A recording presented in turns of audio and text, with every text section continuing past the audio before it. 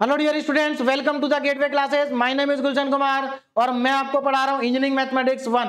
Engineering mathematics 1 में हमारी unit चल रही है मैट्रिसेस और आज का हमारा टॉपिक है a system of non homogeneous linear equation, जहां पर आज मैं आपको पढ़ाऊंगा कि नॉन होमोजीनियस लीनियर इक्वेशंस क्या होती हैं और इनको सॉल्व कैसे करते हैं। लेक्चर को स्टार्ट करने से पहले मैं आपको कोर्स की डिटेल बता देता हूं कि अगर आप इंजीनियरिंग मैथमेटिक्स 1 को गेटवे क्लासेस ऐप पर पढ़ते हैं तो वहां पर आपको क्या क्या मिलेगा। तो देखिए, गेटवे क्लासेस ऐप पर आपको मिलेंगे रिकॉर्डेड वीडियो लेक्चर्स, जहां पर मैं 100% सिलेबस कवर कराऊंगा। उसके बाद आपको सभी वीडियो लेक्चर्स के पीडीएफ नोट्स आपको मिलेंगे, लेक्चर वाइज आपको डीपीपी मिलेगी और उसके बाद सभी डीपीपी का डिटेल हैंड रिटन सॉल्यूशन आपको गेटवे क्लासेस ऐप पर मिलेगा। उसके बाद आपको यूनिट वाइज आपकी लाइव डाउट क्लासेस होंगी, यूनिट वाइज आपका टेस्ट भी होगा और यूनिट वाइज ही आपको प्रीवियस ईयर के क्वेश्चंस का सेट मिलेगा, जहां पर क्वेश्चंस के आंसर भी दिए होंगे। तो ये सब आपको मिलेगा गेटवे क्लासेस ऐप पर, जिसका लिंक आपको नीचे डिस्क्रिप्शन में दिया गया है। अब हम स्टार्ट करते हैं आज का अपना टॉपिक और आज का हमारा टॉपिक है non homogeneous system of linear equation. लेकिन इससे पहले हम ये समझ लेते हैं कि एक्चुअल में सिस्टम ऑफ लीनियर इक्वेशन होता क्या है। देखिए, सिस्टम ऑफ लीनियर इक्वेशन का मतलब है कि आपको यहां पर क्या दिया होगा, लीनियर इक्वेशंस का कॉम्बिनेशन दिया होगा। क्लियर है? तो सिस्टम ऑफ लीनियर इक्वेशन का मतलब है यहां पर आपको लीनियर इक्वेशंस दी गई होंगी। अब लीनियर इक्वेशंस आप ऑलरेडी बहुत अच्छे से जानते हैं कि लीनियर इक्वेशंस वो इक्वेशंस होती हैं जहां पर वेरिएबल की पावर 1 होती है, यानी कि लीनियर इक्वेशन की जो डिग्री होती है वो 1 होती है। तो लीनियर इक्वेशंस के अंदर आपको क्या दिया होगा, पावर 1 दी होगी, यानी कि सभी वेरिएबल की पावर क्या होगी, 1 होगी। अब बात करते हैं कि लीनियर इक्वेशन के अंदर नंबर ऑफ वेरिएबल्स कितने होते हैं। तो देखिए, लीनियर इक्वेशंस के अंदर नंबर ऑफ वेरिएबल्स कितने भी हो सकते हैं, लेकिन अगर मैं बात करूं एग्जामिनेशन पॉइंट ऑफ व्यू से, तो एग्जाम में जो क्वेश्चंस आते हैं वहां पर 90% क्वेश्चंस ऐसे आते हैं जहां पर नंबर ऑफ वेरिएबल्स कितने होते हैं, 3। हाँ, कभी कभी नंबर ऑफ वेरिएबल 4 भी हो सकते हैं या 5 भी हो सकते हैं। तो यहां पर जो मेथड सीखने वाले हैं उस मेथड से आपको कितने भी वेरिएबल दिए हो आप इक्वेशंस को सॉल्व कर सकते हैं। तो मेरे ख्याल से आपको लीनियर इक्वेशंस का मतलब तो समझ में आ गया होगा कि सिस्टम ऑफ लीनियर इक्वेशंस क्या होता है। अब ये जो सिस्टम होता है लीनियर इक्वेशन का, ये दो टाइप का होता है। पहला non homogeneous system of linear equation, जिसको हम आज के लेक्चर में कंप्लीट करेंगे और सीखेंगे कि कैसे इस सिस्टम को सॉल्व किया जाता है। दूसरा homogeneous system of linear equation, जिसको हम नेक्स्ट लेक्चर के अंदर कंप्लीट करेंगे। तो सबसे पहले हमें यह समझना पड़ेगा कि होमोजेनियस और नॉन होमोजेनियस में डिफरेंस क्या है। बहुत आसान है, बहुत ही आसानी के साथ आप क्वेश्चन को देखते ही पहचान जाएंगे कि सिस्टम जो आपको दिया गया है वो होमोजेनियस है या नॉन होमोजेनियस है। कैसे पहचानेंगे, जरा ध्यान से समझिए। देखिए, जो नॉन होमोजेनियस सिस्टम होगा उसके अंदर क्या होगा, वेरिएबल की टर्म्स तो होंगी। जैसा आप यहां पर देख सकते हैं एक्स वाई जेड वेरिएबल है, तो यहां पर वेरिएबल की टर्म्स दी गई है और वेरिएबल के साथ साथ आपको यहां पर एक कांस्टेंट टर्म भी दी गई है। यानी कि ऐसी सिस्टम जहां पर वेरिएबल की टर्म तो है ही, लेकिन कम से कम किसी एक इक्वेशन में एक कांस्टेंट टर्म भी होगी। जैसे यहां पर तीनों ही इक्वेशन में कांस्टेंट टर्म है, तो ये कैसा सिस्टम है, होमोजीनियस। अगर बाई चांस मान लीजिए यहां पर दो जगह पर 0 लिखा होता और यहां पर D1 एक कांस्टेंट टर्म होती, तब भी ये सिस्टम नॉन होमोजीनियस ही रहता। तो यहां पर आपको समझ में आ गया होगा कि नॉन होमोजीनियस सिस्टम एक ऐसा सिस्टम है जहां पर वेरिएबल की टर्म तो होगी, कांस्टेंट टर्म भी होगी। जबकि होमोजीनियस में क्या होगा, होमोजीनियस में आप अगर ध्यान से देखो तो यहां पर वेरिएबल टर्म है, लेकिन इनमें से किसी भी इक्वेशन के अंदर कांस्टेंट टर्म नहीं है, केवल 0 है। क्या है, 0। तो ऐसी इक्वेशन जहां पर कांस्टेंट टर्म नहीं है और इक्वल टू में 0 दिया गया है, ऐसे सिस्टम को कहते हैं होमोजीनियस। अब यहां पर एक और इंपॉर्टेंट पॉइंट आपको समझना होगा, जहां पर स्टूडेंट कई बार कंफ्यूज हो जाता है। देखिए कैसे, कभी कभी क्या होता है, कुछ क्वेश्चन के अंदर जो कांस्टेंट टर्म होती है वो इक्वल टू में नहीं देते, उसको लेफ्ट साइड में ही दे देते। जैसे मैं यहां पर अगर ये प्लस D1 कर दूं और इक्वल टू 0 कर दूं, यहां पर प्लस D2 कर दूं और equal to 0, plus D3 equal to 0। अब यहां पर ये सिस्टम कैसा है, ये सिस्टम अभी भी नॉन होमोजीनियस ही है।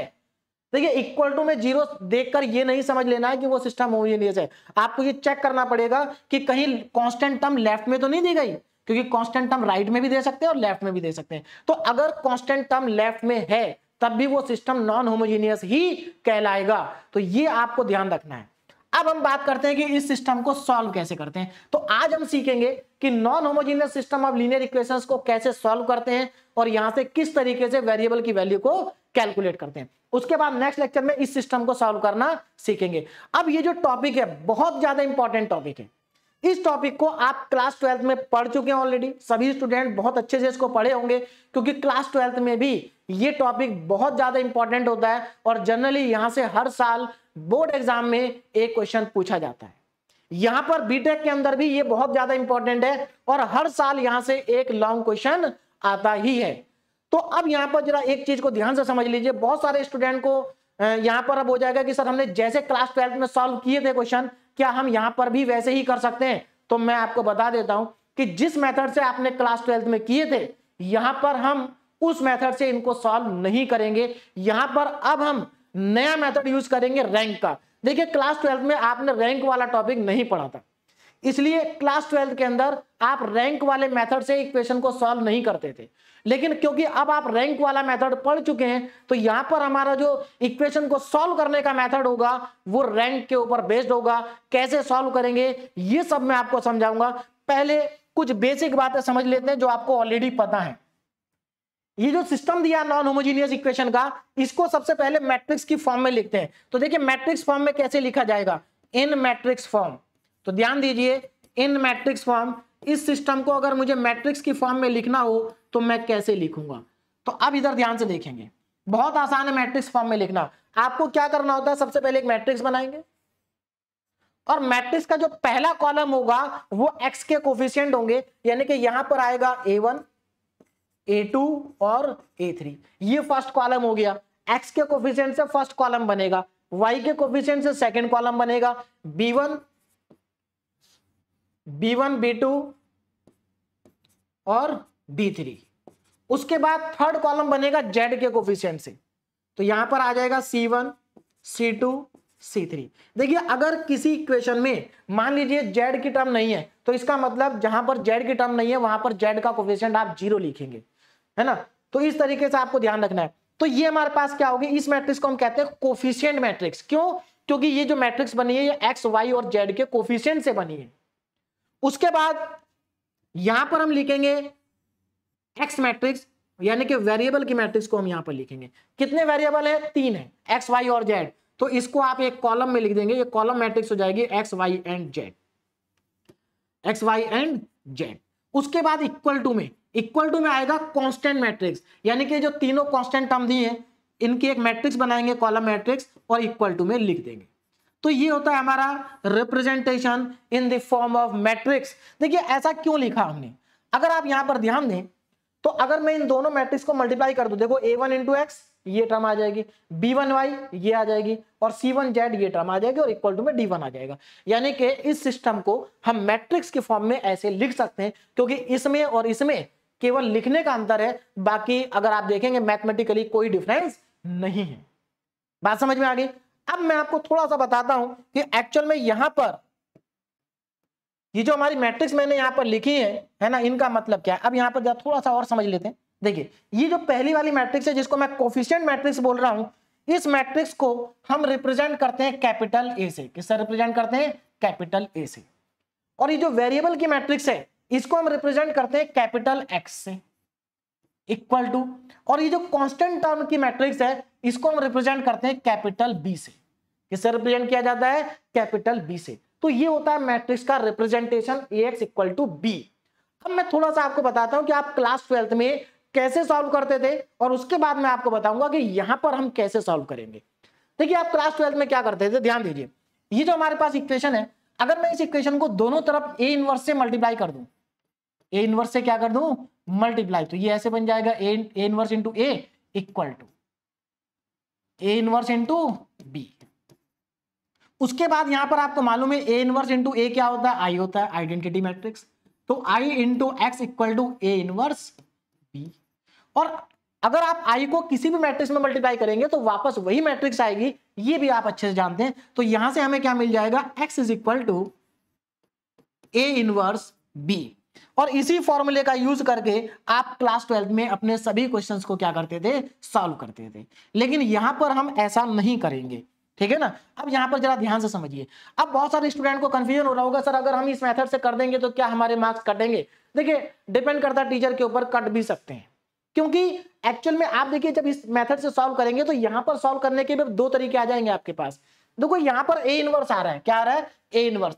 आपने ए इनवर्स को कैलकुलेट करने के क्लास 12 में दो मेथड सीखे थे, कौन कौन से? पहला मेथड तो ये पढ़ा था आपने, 1 determinant of A into adjoint of A, clear है। तो जब आप इस मेथड को लगाते थे तो आपको मालूम होगा कि आप ए इनवर्स इस फॉर्मूले से कैलकुलेट करते थे और उसके बाद ए इनवर्स को यहां पुट कर देते थे, बी को पुट कर देते थे, तो दोनों को मल्टीप्लाई करके आपको एक्स वाई जेड की वैल्यू मिल जाती थी। अब मेरी बात ध्यान से समझिए, अगर आप इस फॉर्मूले से बाई चांस क्वेश्चन सॉल्व करते भी हैं तो आपको ए इनवर्स इस फॉर्मूले से कैलकुलेट नहीं करना है, इस फॉर्मूले से कैलकुलेट नहीं करना है, ये हमारे बीटेक के सिलेबस में नहीं है।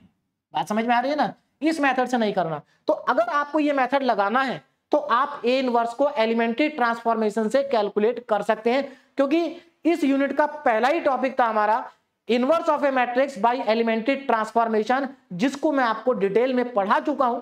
तो आप ए इनवर्स को एलिमेंट्री ट्रांसफॉर्मेशन से कैलकुलेट करिए, यहां पर पुट कर दीजिए, तब आपके मार्क्स नहीं कटेंगे। लेकिन ये मेथड भी आपको यूज नहीं करना है। क्यों नहीं करना? क्योंकि ये मेथड लेंथी है। अब हमारे पास एक और नया मेथड है जो हम यहां पर पहली बार पढ़ेंगे, और यहां पर हम इक्वेशन को सॉल्व करेंगे रैंक वाले मेथड से। कैसे सॉल्व करेंगे रैंक वाले मेथड से, वो सब मैं अब आपको बताने जा रहा हूं, जरा ध्यान से समझिए। देखिए, तो ये जो मैंने मेथड बताया इसको आपको यूज नहीं करना है। अब मैं आपको बताता हूं आपको यूज क्या करना है। देखिए, आप सबसे पहले क्या करेंगे, यहां पर एक ऑग्यूमेंटेड मैट्रिक्स लिखेंगे, ऑग्यूमेंटेड मैट्रिक्स को आप यहां पर लिखेंगे। अब ये ऑग्यूमेंटेड मैट्रिक्स क्या होती है वो मैं आपको बताने जा रहा हूं, जरा ध्यान से समझिए। तो आप यहां पर ऑग्यूमेंटेड मैट्रिक्स लिखेंगे। क्या होती है ऑग्यूमेंटेड मैट्रिक्स, मैं यहां पर लिखने जा रहा हूं। देखिए, ऑग्यूमेंटेड मैट्रिक्स को आप रिप्रेजेंट करेंगे ऐसे, ए और यहां पर सेमीकोलन लगाएंगे, बी। ये हमारा होता है ऑग्यूमेंटेड मैट्रिक्स का रिप्रेजेंटेशन। अब ये लिखेंगे कैसे, जरा ध्यान से समझिए। यहां पर इसके अंदर एक्चुअल में होगा क्या, देखिए यहां पर ए लिखा है, ए मैट्रिक्स कौन सी है, ये ए मैट्रिक्स है, और यहां पर बी लिखा है, बी कौन सी है, ये मैट्रिक्स है। आप इन दोनों मैट्रिक्स को एक ही मैट्रिक्स के अंदर क्या कर देंगे, कंबाइन कर देंगे। कैसे? सबसे पहले आप ए मैट्रिक्स को लिखेंगे, A1 A2 A3, B1 B2 and B3। उसके बाद आप लिखेंगे C1 C2 एंड C3। ये कौन सी मैट्रिक्स हुई, ये ए आ गई। अब ए के बाद सेमीकोलन लगा के क्या लिखना है आपको, बी मैट्रिक्स लिखना है। तो यहां पर आप सभी नंबर के आगे इस तरह से सेमीकोलन लगाएंगे और जो बी मैट्रिक्स है उसको लिखेंगे। बी मैट्रिक्स में क्या क्या एलिमेंट है, D1 D2 एंड D3। ये हमारी होती है ऑग्यूमेंटेड मैट्रिक्स, जो सभी क्वेश्चन में आपको लिखनी होगी। जितने भी क्वेश्चन आपको सॉल्व करने को आएंगे, आप क्या करेंगे, पहले जो आपको सिस्टम ऑफ इक्वेशन दिया है उसको आप मैट्रिक्स फॉर्म में लिख देंगे। मैट्रिक्स फॉर्म में लिखने के बाद ये सब आपको नहीं करना है, उसके बाद आपको ऑग्यूमेंटेड मैट्रिक्स लिखनी है। यानी कि किसी भी क्वेश्चन को जब आप सॉल्व करने जाएंगे तो पहला स्टेप आपका क्या होगा, ये होगा, आप उसको मैट्रिक्स फॉर्म में लिख सकते हैं। उसके बाद आप क्या लिखेंगे, ऑग्यूमेंटेड मैट्रिक्स लिखेंगे। आप चाहें तो इस स्टेप को भी स्किप कर सकते हैं, डायरेक्ट आप यहां से शुरू कर सकते हैं, कोई प्रॉब्लम नहीं है। तो ये होती है हमारी ऑग्यूमेंटेड मैट्रिक्स। अब इसमें करेंगे क्या, देखिए, इस ऑग्यूमेंटेड मैट्रिक्स के हम रैंक निकालेंगे। क्या निकालेंगे, रैंक निकालेंगे। और रैंक कौन से मेथड से निकालेंगे, क्योंकि रैंक को कैलकुलेट करने के मैं आपको 4 मेथड पढ़ा चुका हूं, rank by determinant method, rank by echelon form और रैंक बाय नॉर्मल फॉर्म। और नॉर्मल फॉर्म में भी एक मेथड और था, PAQ फॉर्म। अब यहां पर बात करते हैं कि यहां पर कौन सा मेथड यूज करेंगे। यहां पर हम वो मेथड यूज करेंगे जो चारों में सबसे आसान है। और चारों में सबसे आसान कौन है, ये मैं आपको ऑलरेडी बता चुका हूं, इक्लियन फॉर्म मेथड सबसे आसान है। उसी इक्लियन फॉर्म का हम यूज करेंगे और इक्लियन फॉर्म मेथड से हमारे पास जितने भी non homogeneous system of linear equation हो या homogeneous system of linear equation हो, सभी को सॉल्व करने का एक ही तरीका है, इक्लियन फॉर्म मेथड। अब इस मेथड को कैसे अप्लाई करना है वो हम सीखेंगे क्वेश्चंस के अंदर। तो यहां पर क्वेश्चन स्टार्ट करने से पहले अब मैं आपको बता देता हूं कि जो non homogeneous system of linear equation होता है, इसको सॉल्व कैसे करना है। अब जरा ध्यान से समझिए प्रोसीजर को। सबसे पहले आप क्या करेंगे, अपने सिस्टम ऑफ इक्वेशन को Ax = b की फॉर्म में लिखेंगे उसके बाद आप रैंक निकालेंगे किसकी, ए मैट्रिक्स की और ऑग्यूमेंटेड मैट्रिक्स की। ये कौन सी मैट्रिक्स है, ऑग्यूमेंटेड मैट्रिक्स। रैंक को रिप्रेजेंट करते हैं हम रो से।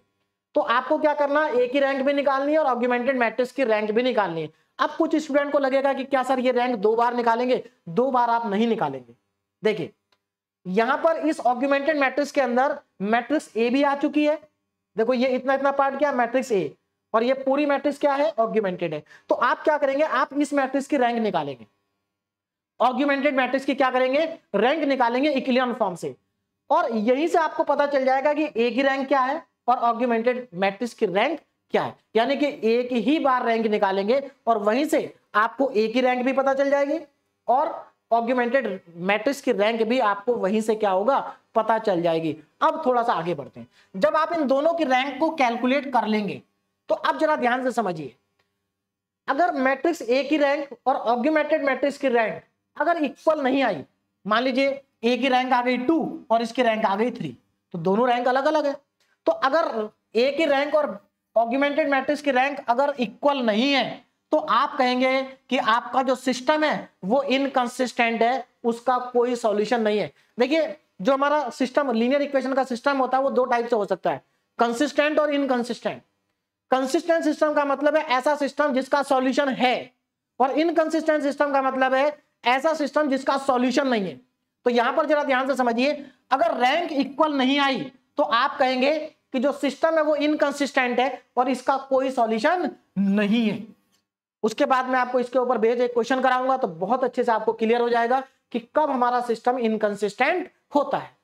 अब बाय चांस मान लीजिए अगर आपके पास ए मैट्रिक्स की रैंक और ऑग्यूमेंटेड मैट्रिक्स की रैंक इक्वल आ जाती है, और मैक्सिमम क्वेश्चन में इक्वल ही आएगी, क्लियर है। अगर ये रैंक दोनों इक्वल आ जाती है तो इसका मतलब आपका जो सिस्टम है वो कंसिस्टेंट है और उसका सॉल्यूशन एग्जिस्ट करेगा। अगर रैंक बराबर आती है तो सिस्टम क्या है, कंसिस्टेंट है और उसका सॉल्यूशन क्या होगा, एग्जिस्ट करेगा। अब यहां पर 2 केस आ जाते हैं। अगर आपके सिस्टम का सॉल्यूशन है तो अब सॉल्यूशन 2 टाइप का हो सकता है। देखिए किसी भी सिस्टम का अगर सॉल्यूशन है तो 2 टाइप के सॉल्यूशन हो सकते हैं, या तो उसका सॉल्यूशन यूनिक होगा, यूनिक का मतलब है कि वहां पर एक्स वाई जेड की एक एक वैल्यू आएगी, या फिर इनफाइनाइट सॉल्यूशन होगा, मतलब वहां एक्स वाई जेड की इनफाइनाइट वैल्यू हो सकती है। तो अब जरा ध्यान देना कब इनफाइनाइट होगा और कब यूनिक होगा।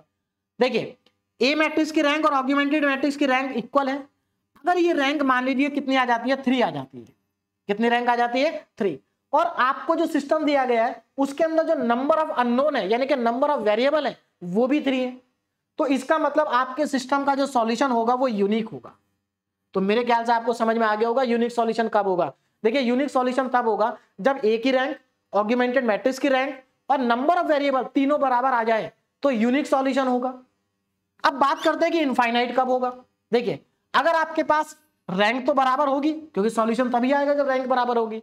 रैंक तो बराबर है लेकिन ये जो रैंक है ये नंबर ऑफ अननोन से कम है, यानी कि मान लीजिए रैंक कितनी है 2 और नंबर ऑफ अननोन कितनी है 3, तो उस केस में आपका जो सॉल्यूशन होगा ना वो इनफाइनाइट होगा। तो मेरे ख्याल से आपको पूरा प्रोसीजर समझ में आ गया होगा कि आपको क्या करना है। पहला स्टेप आपका होगा कि आप मैट्रिक्स अपने सिस्टम को Ax = b की फॉर्म में लिखेंगे, उसके बाद ए की रैंक निकालेंगे और ऑग्यूमेंटेड मैट्रिक्स की रैंक निकालेंगे, है ना। अगर दोनों की रैंक इक्वल नहीं आती है तो सिस्टम इनकंसिस्टेंट होगा, उसका कोई सॉल्यूशन नहीं होगा। अगर रैंक इक्वल आ जाती है तो सॉल्यूशन एग्जिस्ट करेगा, मतलब सिस्टम कंसिस्टेंट होगा और सॉल्यूशन एग्जिस्ट करेगा। अब इसमें 2 केस हो सकते हैं, या तो यूनिक सॉल्यूशन होगा या इनफाइनाइट सॉल्यूशन होगा। अब बढ़ते हैं क्वेश्चन की तरफ और हम आज का अपना पहला क्वेश्चन सॉल्व करते हैं, तो यहां से सारी चीजें आपको क्लियर हो जाएंगी। Solve with the help of matrices simultaneous equation. हमें यहां पर ये 3 लीनियर इक्वेशन दी हैं, इन तीनों को क्या करना है, सॉल्व करना है ना। क्या करना है, इनको सॉल्व करना with the help of matrices. ध्यान रखना यहां पर जो मेथड लगेगा वो मैट्रिक्स का ही लगेगा। तो चलिए सबसे पहले मैं इन तीनों इक्वेशंस को लिख लेता हूं। पहली इक्वेशन मेरे पास है x + y + z = में 3, उसके बाद x + 2y + 3z = में 4, और थर्ड इक्वेशन है x + 4y + 9z = में 6। तो ये 3 इक्वेशन मुझे दी गई हैं जिनको मुझे क्या करना है, सॉल्व करना है। तो सबसे पहले मैं क्या करूंगा, इनको मैट्रिक्स की फॉर्म में लिखूंगा। तो देखिए इन मैट्रिक्स फॉर्म, इन मैट्रिक्स। तो अब जरा ध्यान देना मैट्रिक्स की फॉर्म में कैसे लिखा जाएगा। देखिए देखिए यहां पर क्या करेंगे, पहले हम कोफिशिएंट मैट्रिक्स लिखने जा रहे हैं। कौन सी मैट्रिक्स लिखने जा रहे हैं, कोफिशिएंट। तो देखिए यहां पर x का कोफिशिएंट कितना है, 1 है, तो 1 1 1 फर्स्ट कॉलम में 1 1 1 आएगा। अब इसमें देखो y का कोफिशिएंट, यहां पर y का कोफिशिएंट 1, यहां पर 2 और यहां पर 4। उसके बाद z का कोफिशिएंट देखो 1 3 9, 1 3 और 9। क्लियर है। तो ये तो कोफिशिएंट मैट्रिक्स हो गई जिसको हम कहते हैं ए मैट्रिक्स। उसके बाद वेरिएबल की मैट्रिक्स। तो देखिए वेरिएबल मैट्रिक्स में क्या, 3 वेरिएबल है, x y और z, ये वेरिएबल मैट्रिक्स हो गई। इक्वल टू में अब हम लिखेंगे यहां पर कांस्टेंट मैट्रिक्स, यानी कि 3 4 6, 3 4 एंड 6। ये तो हमारी इसके आगे मैट्रिक्स फॉर्म। अब जरा आगे देखें ध्यान से, this is the matrix form, जिसको हम कैसे लिख सकते हैं, ax इक्वल टू b। अब इसके आगे क्या करना, जरा ध्यान से देखो। हमें क्या करना है, इसको सॉल्व करना है यूक्लिडियन फॉर्म मेथड से। तो उसके लिए सबसे पहले क्या करना पड़ेगा आपको, यहां पर ऑग्यूमेंटेड मैट्रिक्स को आपको लिखना पड़ेगा। तो मैं यहां पर लिखने जा रहा हूं ऑग्यूमेंटेड मैट्रिक्स। देखिए जरा ध्यान से, ऑग्यूमेंटेड मैट्रिक्स। देखिए मैं आप लोगों को एक चीज और बता देता हूं, आप चाहे तो इस स्टेप को स्किप कर सकते हैं, है ना, ये लिखना कंपलसरी नहीं है, मैं पूरा लिख दिया प्रॉपर तरीके से। बाकी इसको आप स्किप भी कर सकते हैं, आप सीधे यहां से स्टार्ट कर सकते हैं ऑग्यूमेंटेड मैट्रिक्स से। अब यहां पर देखो मैं ऑग्यूमेंटेड मैट्रिक्स को लिखने जा रहा हूं, जरा ध्यान दें। ऑग्यूमेंटेड मैट्रिक्स लिखना बहुत आसान है ऑग्यूमेंटेड मैट्रिक्स को, क्योंकि इसमें आपको क्या करना होता है, सिर्फ मैट्रिक्स ए लिखेंगे पहले।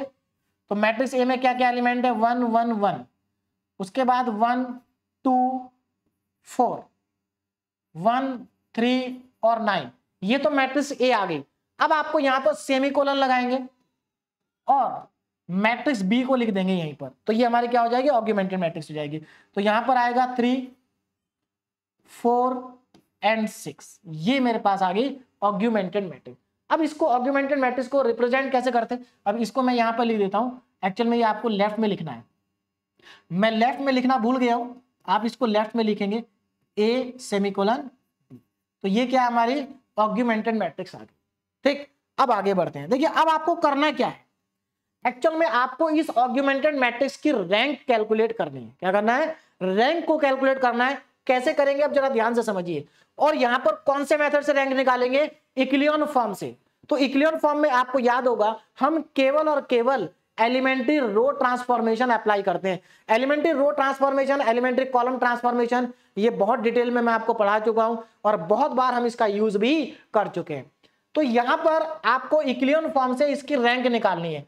यूक्लिडियन फॉर्म में क्या करते थे, मैंने आपको बताया था कि डायगोनल के नीचे वाले जो एलिमेंट होते हैं उनको जीरो बनाते हैं एलिमेंट्री ट्रांसफॉर्मेशन से। अब यहां पर जरा देखते हैं, देखो ये जो तीनों एलिमेंट है ये हमारे डायगोनल एलिमेंट्स हैं। अब यहाँ पर बहुत स्टूडेंट को एक्चुअल में कंफ्यूजन हो जाता है कि सर ये तो रेक्टेंगुलर मैट्रिक्स हो गई, तो इसमें हम डायगोनल की बात क्यों कर रहे हैं। हाँ बिल्कुल ये एक रेक्टेंगुलर मैट्रिक्स है, लेकिन एक्चुअल में हमें क्या करना होता है, इस मैट्रिक्स को यूक्लिडियन फॉर्म में कन्वर्ट करना होता है। यूक्लिडियन फॉर्म क्या होती है, इसके लिए मैंने आपको काफी सारे रूल पहले बताए थे, लेकिन अगर आपको इसको बहुत ही आसानी से समझना है तो इसके लिए आसान तरीका ये है कि मैट्रिक्स का ऑर्डर चाहे कुछ भी हो, मैट्रिक्स स्क्वायर हो या रेक्टेंगुलर हो, स्क्वायर हो या रेक्टेंगुलर हो, आपको क्या करना है, जैसे ये रेक्टेंगुलर मैट्रिक्स है तो इसमें 3/4 की मैट्रिक्स है। कितने की है, 3/4 की। तो आप इसको ऐसा समझे कि ये 3/3 की मैट्रिक्स है, क्योंकि इसकी रैंक 3 से ज्यादा तो हो नहीं सकती, है ना, 3 से ज्यादा नहीं हो सकती। इसका मतलब इस कॉलम से कोई फर्क नहीं पड़ रहा है। तो आप क्या करें, इसको समझे कि ये 3/3 की मैट्रिक्स है और 3/3 का ये क्या है, डायगोनल है। बात समझ में आ गई, ये क्या है, डायगोनल है। अब इस डायगोनल के नीचे आने वाले सभी एलिमेंट को आपको क्या करना है, जीरो करना है। अब जरा यहां पर ध्यान देंगे, इस डायगोनल के नीचे आने वाले सभी एलिमेंट कौन कौन से हैं, एक तो ये है, एक ये है और एक ये है। इन तीनों को आपको जीरो बनाना है और जैसे आप इन तीनों को जीरो बना देंगे आपकी जो मैट्रिक्स है वो यूक्लिडियन फॉर्म में कन्वर्ट हो जाएगी। मतलब वहां से आप बता सकते हैं कि इस मैट्रिक्स की रैंक कितनी होगी। देखिए जब आप मैट्रिक्स को यूक्लिडियन फॉर्म में कन्वर्ट कर देंगे तो उस मैट्रिक्स के अंदर जितने भी नंबर ऑफ नॉन जीरो रो होंगी वही मैट्रिक्स की क्या होगी, रैंक होगी। तो अब इसको आगे बढ़ाते हैं, जरा ध्यान से समझेंगे। देखिए तो मुझे क्या करना है, सबसे पहले इस 1 को और इस 1 को 0 बना देना है, क्योंकि मैंने आपको बताया था कि यहां पर ये 1 है, तो पहले इस 1 के नीचे दोनों क्या बनाएंगे, 0 बनाएंगे। अगर मान लीजिए ये 1 नहीं होता तो हम पहले इसको 1 बनाते, क्योंकि 1 बनाने से क्या होता है, कैलकुलेशन आसान हो जाती है। तो चलिए मैं यहां पर ऑपरेशन लगा रहा हूं, जरा ध्यान से देखो। R2 में चेंज R2 माइनस R1, देखिए आप इसमें से इसको माइनस करेंगे तो 0 बन जाएगा। सेकेंड ऑपरेशन R3 में चेंज R3 माइनस R1। अब इस चेंज को मैं यहां पर लिख देता हूं, जरा ध्यान से देखो। ये ऑग्यूमेंटेड मैट्रिक्स आपको लेफ्ट में लिखनी है, याद रखना। तो मैं इसको लेफ्ट में लिख रहा हूं इस बार, पिछली बार गलती से राइट में लिखा गया था। देखो जरा, इक्वल टू, अब देखो यहां पर क्या बचेगा आपके पास। देखो पहली रो में तो कोई चेंज नहीं है, ये दोनों के दोनों ऑपरेशन, ये ऑपरेशन सेकंड रो में, ये थर्ड रो में, तो पहली रो तो जैसी है वैसी आएगी। तो पहली रो में क्या है, 1 1 1 और उसके बाद सेकंड रो से फर्स्ट रो को माइनस करना है, तो 1 माइनस 1 0, 2 माइनस 1 1, 3 माइनस 1 2 और 4 माइनस 3 1। यहां पर आप देख सकते हैं, यहां पर 2 बचा, यहां पर 1 और यहां पर 1। अब R3 में से भी R1 को माइनस करना है, तो 1 माइनस 1 0, 4 माइनस 1 3, 9 माइनस 1 8 और 6 माइनस 3 3। ये मेरे पास। अब आगे बढ़ते हैं, देखिए इसके बाद क्या करेंगे। अभी हमें एक एलिमेंट को और 0 करना है, किसको, इसको। भाई ये हमारा डायगोनल है ना, ये डायगोनल एलिमेंट है, इसके नीचे अभी एक और बच रहा है, इसको भी 0 करेंगे। देखिए कैसे 0 होगा, जरा ध्यान देना। इसको 0 करना है, और एक चीज याद रखना, इस 1 की हेल्प से करना है। अगर यहां पर ये 1 नहीं होता तो पहले इसको 1 बनाते फॉर इजी कैलकुलेशन। चलिए, तो यहां पर R3 में चेंज करेंगे, और R3 में क्या चेंज करेंगे, R3 minus 3 times of R2। तो अब ये हमारा नेक्स्ट ऑपरेशन है, जरा ध्यान दीजिए अब क्या आएगा। तो नाउ ऑग्यूमेंटेड मैट्रिक्स क्या बन जाएगी अब आपकी, जरा ध्यान देना। Augmented matrix is equal to, देखिए इस ऑपरेशन को मैं लगाऊंगा यहां। अब अगर इस ऑपरेशन पे आप ध्यान दें तो ये केवल R3 में लगेगा, थर्ड रो में लगेगा। पहली दो रो में कोई चेंज नहीं है, तो पहली दो रो को मैं ऐसे ही लिख देता हूं, 1 1 एंड 1 और उसके बाद 3। आगे बढ़ते हैं, देखिए इसके बाद सेकंड रो में कोई चेंज नहीं है, 0 1 2 और यहां पर सेमीकोलन आ गया एंड 1। थर्ड रो, देखिए थर्ड रो में चेंज है, क्या करेंगे, थर्ड रो में से सेकंड रो को माइनस करेंगे, तो 0 माइनस 0 0 आएगा। 3, देखिए 3 में से 3 को माइनस करेंगे। अब जरा यहां पर ध्यान दो, थर्ड रो क्या है, 0 3 8 और 3। आपको क्या करना है, इसमें से -3 टाइम्स ऑफ R2 को माइनस करना है, तो यहां पर 3 से मल्टीप्लाई कर दो, -3 से मल्टीप्लाई कर दो, तो 0 -3 -6 और -3। अब देखो इनको ऐड करते हैं, कितना आ रहा है, 0 0 2 और 0। तो हमारे पास थर्ड रो क्या आएगी, 0 2 और उसके बाद ये आ गया 0। ये हमारे पास आ जाती है। अब यहां पर हमारा जो क्वेश्चन है वो ऑलमोस्ट कंप्लीट हो गया। अब यहां पर जरा देखें ध्यान से, आंसर कैसे लिखेंगे या फाइनल आंसर तक कैसे पहुंचा जाएगा। देखो यहां तक का काम इंपॉर्टेंट था, इसके बाद बहुत आसान है।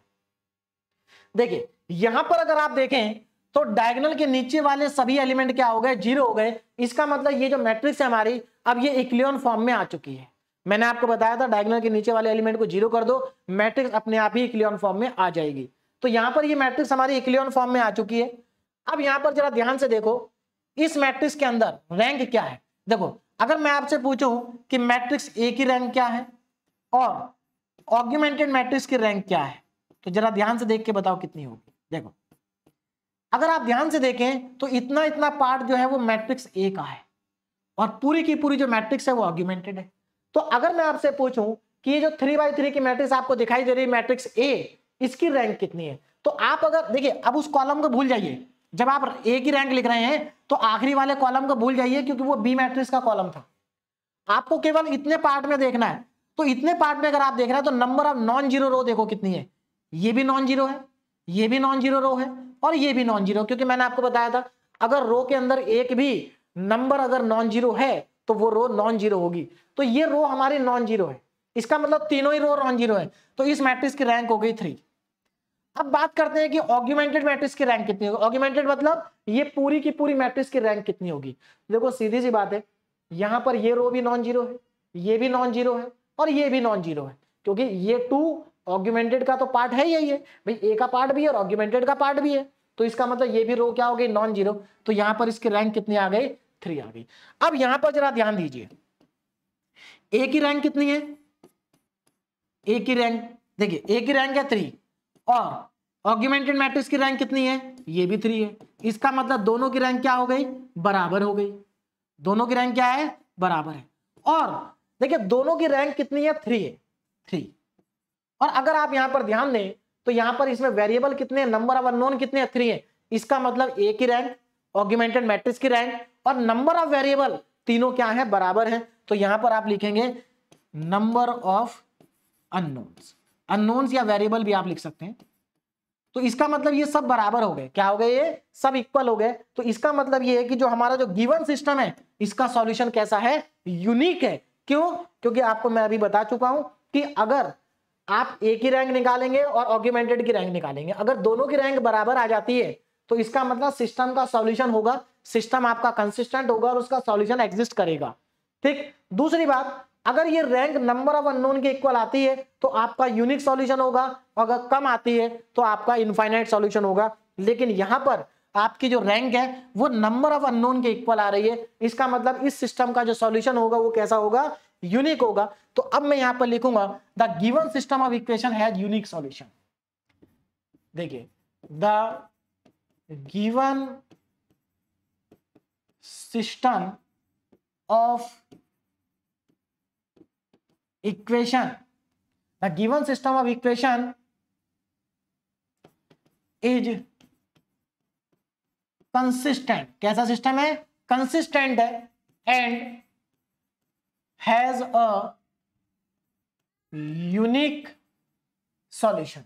सिस्टम कंसिस्टेंट है और इसका जो सॉल्यूशन है वो कैसा है, यूनिक सॉल्यूशन है। तो मेरे ख्याल से ये लाइन आपको समझ में आ गई होगी, the given system of equation is consistent and has a unique solution. System consistent भी है और इसका सॉल्यूशन कैसा है, यूनिक है। अब जरा आगे ध्यान दें ना, इक्विवेलेंट सिस्टम या इक्विवेलेंट इक्वेशन, इक्विवेलेंट इक्वेशन। अब ये इक्विवेलेंट इक्वेशंस कहां से मिलेंगी, जरा ध्यान से देखो। इक्विवेलेंट इक्वेशन का मतलब क्या है, देखिए जो आपके पास फाइनल मैट्रिक्स आई है ना, आपको क्या करना है, बहुत आसानी से आप लिख सकते हैं। ये जो पहली रो है हमारी 1 1 1, आपको क्या करना है, पहले वाले 1 के साथ x को मल्टीप्लाई करना है, इसके साथ y को मल्टीप्लाई करना है और इसके साथ z को। क्यों, क्योंकि ये x का कॉलम था, ये y का कॉलम था और ये z का कॉलम था। तो आपको वापस क्या करना है, इस 1 को x से मल्टीप्लाई करना है, इसको y से और इसको क्या करना है, z से। और इक्वल टू में क्या आएगा, 3। क्यों, क्योंकि आप देख सकते हैं, देखो पहली x की टर्म, y की टर्म, z की टर्म और इक्वल टू में 3 की टर्म। तो एक्चुअल में 3 4 5 थे, ये इक्वल टू में ही थे, है ना। और इसी इक्वल टू वाले टर्म्स को हमने यहां लिखा था। तो अब इक्विवेलेंट इक्वेशन क्या होंगी, आप यहां पर इसको x से मल्टीप्लाई करेंगे, इसको y से, इसको z से और इक्वल टू लिख देंगे 3। तो पहली इक्विवेलेंट इक्वेशन हमारे पास आ गई, x plus y plus z equal to 3। This is the first equivalent equation. उसके बाद देखो जरा सेकंड इक्विवेलेंट इक्वेशन कैसे बनेगी। देखो यहां पर x की टर्म नहीं आएगी इसमें, क्यों, क्योंकि x का कोफिशिएंट 0 हो गया। y की टर्म्स आएगी और प्लस 2z की टर्म्स आएगी। तो y plus 2z equal to 1, y plus 2z equal to 1। Third equivalent term क्या बनेगी, इक्विवेलेंट इक्वेशन, देखो इसमें ना तो x की टर्म आएगी ना y की, केवल z की आएगी, 2z इक्वल टू 0। तो थर्ड इक्वेशन यहां पर बनेगी 2z इक्वल टू 0। बस आपको क्या करना है, इन तीनों इक्वेशन को सॉल्व करना है और आपका फाइनल आंसर क्या होगा, यहां से आपको मिल जाएगा। देखिए तो मैं एक काम करता हूं, इनको इक्वेशन 1 2 3 मान लेता हूं, ये इक्वेशन 1, ये इक्वेशन 2 और ये इक्वेशन 3। अगर आप थर्ड इक्वेशन को देखें, इस इक्वेशन को अगर आप ध्यान से देखें तो यहां से आपको क्या मिल रहा है, z इक्वल टू 0 मिल रहा है। सबसे पहले इसी को सॉल्व करना है। तो z की वैल्यू कितनी हो गई, 0। अब इस z की वैल्यू को इक्वेशन 2 में पुट कर दो। किसमें पुट करना है, 2 में। तो अगर आप z की वैल्यू को इक्वेशन नंबर 2 में पुट करेंगे तो अब यहां पर जरा ध्यान दो, z की वैल्यू आपको मिल गई 0। अगर आप इस 0 को इक्वेशन नंबर 2 में पुट करेंगे तो y की वैल्यू आपको मिलेगी 1। और अगर आप z और y की वैल्यू को इक्वेशन 1 में पुट करेंगे, देखिए x y की जगह क्या पुट करेंगे, 1 प्लस 0 इक्वल टू 3। तो यहां से आपको x की वैल्यू मिल जाएगी 2। इसका मतलब आपका जो फाइनल आंसर आ गया वो क्या आ गया, x equal to 2, y equal to 1 and z equal to 0। x की वैल्यू 2 है, y की वैल्यू कितनी है 1 है, और z की वैल्यू कितनी है 0 है। तो ये तो हमारा क्या आ गया, फाइनल आंसर आ गया इस क्वेश्चन का। तो मेरे ख्याल से क्वेश्चन जो आपको बहुत अच्छे से क्लियर हो गया होगा कि हमारा जो सिस्टम है वो कंसिस्टेंट है और उसका सॉल्यूशन कैसा है, यूनिक है। तो हमारा एक यूनिक सॉल्यूशन का क्वेश्चन मैंने आपको करा दिया। अब हम नेक्स्ट क्वेश्चन करते हैं। देखिए नेक्स्ट में क्या पूछा गया है, test the consistency of the following system of equation. आपको इनकी कंसिस्टेंसी चेक करनी है। कंसिस्टेंसी मतलब ये सिस्टम कंसिस्टेंट है या नहीं है, और उसके बाद देखिए क्या कहा गया, और उसके बाद आपको क्या करना है, इनको सॉल्व करना है। अगर ये सिस्टम कंसिस्टेंट है तो इसका यूनिक सॉल्यूशन हो सकता है या इनफाइनाइट हो सकता है, जो भी है आप उसको कैलकुलेट करिए। और अगर नो सॉल्यूशन है तो आप लिख दीजिए कि इसका नो सॉल्यूशन है। क्लियर है? तो चलिए स्टार्ट करते हैं क्वेश्चन को। सबसे पहले मैं यहाँ तीनों इक्वेशन को लिख लेता हूं। तो पहली इक्वेशन हमारे पास यहाँ पर है x plus y plus z equal to 6। x plus y plus z equal to में 6। Equation number 2, x plus 2y plus 3z equal to में 14, और x plus 4y plus 7z equal to में 30। ये तीन इक्वेशन मेरे पास हैं। अब यहां पर जरा ध्यान देंगे, सबसे पहले इनको मैट्रिक्स की फॉर्म में लिखेंगे, इन मैट्रिक्स फॉर्म। अगर मैं इन तीनों इक्वेशन को मैट्रिक्स की फॉर्म में लिखता हूं तो देखिए क्या आएगा, जरा ध्यान दें। तो यहां पर सबसे पहले कोफिशिएंट मैट्रिक्स लिखेंगे। कोफिशिएंट मैट्रिक्स के अंदर x के कोफिशिएंट आते हैं कॉलम में, पहले कॉलम में, तो ये 1 1 1, क्योंकि सभी जगह x का कोफिशिएंट क्या है, 1 है। उसके बाद सेकंड कॉलम में y के कोफिशिएंट आते हैं, तो ये आपका हो जाएगा 1 2 एंड 4। और थर्ड कॉलम में z के कोफिशिएंट आते हैं, तो ये आपका आ जाएगा 1 3 और 7। उसके बाद आप यहां पर इस मैट्रिक्स को क्लोज कर देंगे। अब यहां पर वेरिएबल की मैट्रिक्स आएगी। वेरिएबल की मैट्रिक्स क्या है, x y और z इक्वल टू में आप कांस्टेंट टर्म की मैट्रिक्स लिखेंगे, जो 6 14 एंड 30। तो ये हमारे पास क्या आ गई, इस सिस्टम का मैट्रिक्स फॉर्म आ गया, है ना। अब यहां पर आपको इसके बाद क्या लिखना, आपको लिखना है इसके बाद ऑग्यूमेंटेड मैट्रिक्स। तो यहां पर मैं लिख देता हूं ऑग्यूमेंटेड मैट्रिक्स। देखिए ये स्टेप फिक्स है, कुछ नहीं करना है इनमें। ऑग्यूमेंटेड मैट्रिक्स कैसे लिखेंगे जरा ध्यान दीजिए। ऑग्यूमेंटेड मैट्रिक्स में पहले मैट्रिक्स ए को आप ऐसे ही लिख देंगे, मैट्रिक्स ए को ऐसे ही लिखेंगे, है ना। चलिए मैं इधर लिख देता हूं, जरा ध्यान से देखो। ऑग्यूमेंटेड मैट्रिक्स ये लिखिए, देखिए। तो ऑग्यूमेंटेड मैट्रिक्स को रिप्रेजेंट किया जाता है इस तरह से, ए और ये यहां पर बी सेमीकोलन लगा के इक्वल टू में। अब यहां पर मैं ऑग्यूमेंटेड मैट्रिक्स लिखने जा रहा हूं, जरा ध्यान से देखो। पहले मैट्रिक्स ए को आप एज इट इज लिखेंगे, 1 1 1 1 2 एंड 4 1 2 एंड 4। उसके बाद 1 3 एंड 7 1 3 और 7। उसके बाद यहां पर सेमीकोलन लगाएंगे और यहां पर अपनी कांस्टेंट मैट्रिक्स को लिखेंगे 6 14 और 30। 6 14 और 30 ये मेरे पास आ गई ऑग्यूमेंटेड मैट्रिक्स। हमें क्या करना है, इसकी रैंक को फाइंड आउट करना है बाय इक्लियन फॉर्म। बहुत आसान है इक्लियन फॉर्म से रैंक फाइंड करना। आपको क्या करना है, सिर्फ डायगोनल एलिमेंट के नीचे वाले एलिमेंट को 0 बनाना है, यानी कि आपको इसको 0 बनाना है, इसको 0 बनाना और इसको 0 बनाना है। जैसे आप इन तीनों को 0 बनाएंगे आपको इस मैट्रिक्स की रैंक पता चल जाएगी। देखिए आपको एक्चुअल में क्या करना होता है, गिवन मैट्रिक्स को इक्लियन फॉर्म में कन्वर्ट करना होता है, और इक्लियन फॉर्म में कन्वर्ट करने के लिए डायगोनल एलिमेंट के नीचे वाले एलिमेंट को 0 कर दीजिए, मैट्रिक्स अपने आप ही इक्लियन फॉर्म में आ जाती है। हाँ एक चीज का आपको ध्यान रखना है बस, अगर मान लीजिए सेकंड रो में सारे 0 आ जाए और थर्ड रो में सारे 0 ना आए, तो एक चीज याद रखना, इक्लियन फॉर्म जो मैट्रिक्स की होती है उसमें 0 वाली रो सबसे नीचे आती है। हालांकि यहां पर ऐसा कोई केस आएगा नहीं, लेकिन अगर बाय चांस कोई क्वेश्चन आप सॉल्व कर रहे हैं और वहां पर ऐसा आ जाता है तो आप 0 वाली मैट्रिक्स को सबसे नीचे लिखेंगे। ये मैंने आपको डिटेल में जब इक्लियन फॉर्म पढ़ाई थी तो वहां पर आपको डिटेल में बताया था। चलिए अब आगे बढ़ते हैं। देखिए तो यहां से हमें क्या करना है, समझ में आ गया हमें कि हमें इसको और इसको 0 बनाना है। चलिए बनाते हैं। तो सबसे पहले इन दोनों को 0 बनाते हैं। क्या ऑपरेशन लगाएं, तो यहां पर सेम ऑपरेशन लगेंगे, R2 में चेंज R2 माइनस R1 और R3 में change R3 minus R1। Simple operation से दोनों जीरो बन जाएंगे। देखिए तो नेक्स्ट स्टेप में हमें जो ऑग्यूमेंटेड मैट्रिक्स मिलेगी वो क्या होगी, जरा ध्यान से देखिए। इक्वल टू में देखिए यहां पर फर्स्ट रो में कोई चेंज नहीं, देखिए ऑपरेशन किसमें लगा, सेकंड रो और थर्ड रो में, तो फर्स्ट रो में कोई ऑपरेशन नहीं है, तो 1 1 1 और यहां पर सेमीकोलन और उसके बाद 6। यहां देखिए 1 में से 1 जाएगा 0, 2 में से 1 जाएगा 1, 3 में से 1 जाएगा 2 और 14 में से 6 जाएगा तो 8 बचेगा। थर्ड रो में देखिए 1 में से 1 माइनस करेंगे 0, 4 में से 1 माइनस करेंगे 3, 7 में से 1 माइनस करेंगे 6 और 30 में से 6 माइनस करेंगे तो 24 आएगा। अब आगे के स्टेप में चलते हैं, देखिए क्या करना है। ये तो हो गई हमारी ऑग्यूमेंटेड मैट्रिक्स के, ये दोनों तो जीरो बन गए। अब आपको इस 3 को भी जीरो बनाना है क्योंकि ये भी डायगोनल के नीचे ही आ रहा है। क्या आ रहा है, डायगोनल के नीचे आ रहा है। आगे बढ़ते हैं, इस 3 को जीरो बनाना है तो क्या करेंगे, अब आपको R3 में चेंज करना पड़ेगा।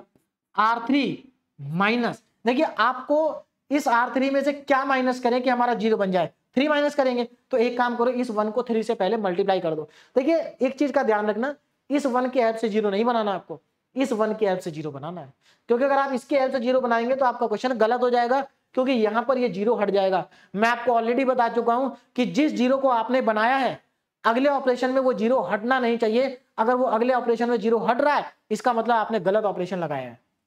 तो यहां पर R3 में चेंज करेंगे और क्या चेंज करेंगे, जरा ध्यान से देखो, R3 minus 3 times of R2 कर देंगे। तो आगे देखो क्या आ जाएगा, नेक्स्ट स्टेप में आपको क्या मिलेगा, जरा ध्यान से देखो। जब ये ऑपरेशन आप लगाएंगे तो आपके पास जो ऑग्यूमेंटेड मैट्रिक्स आएगी,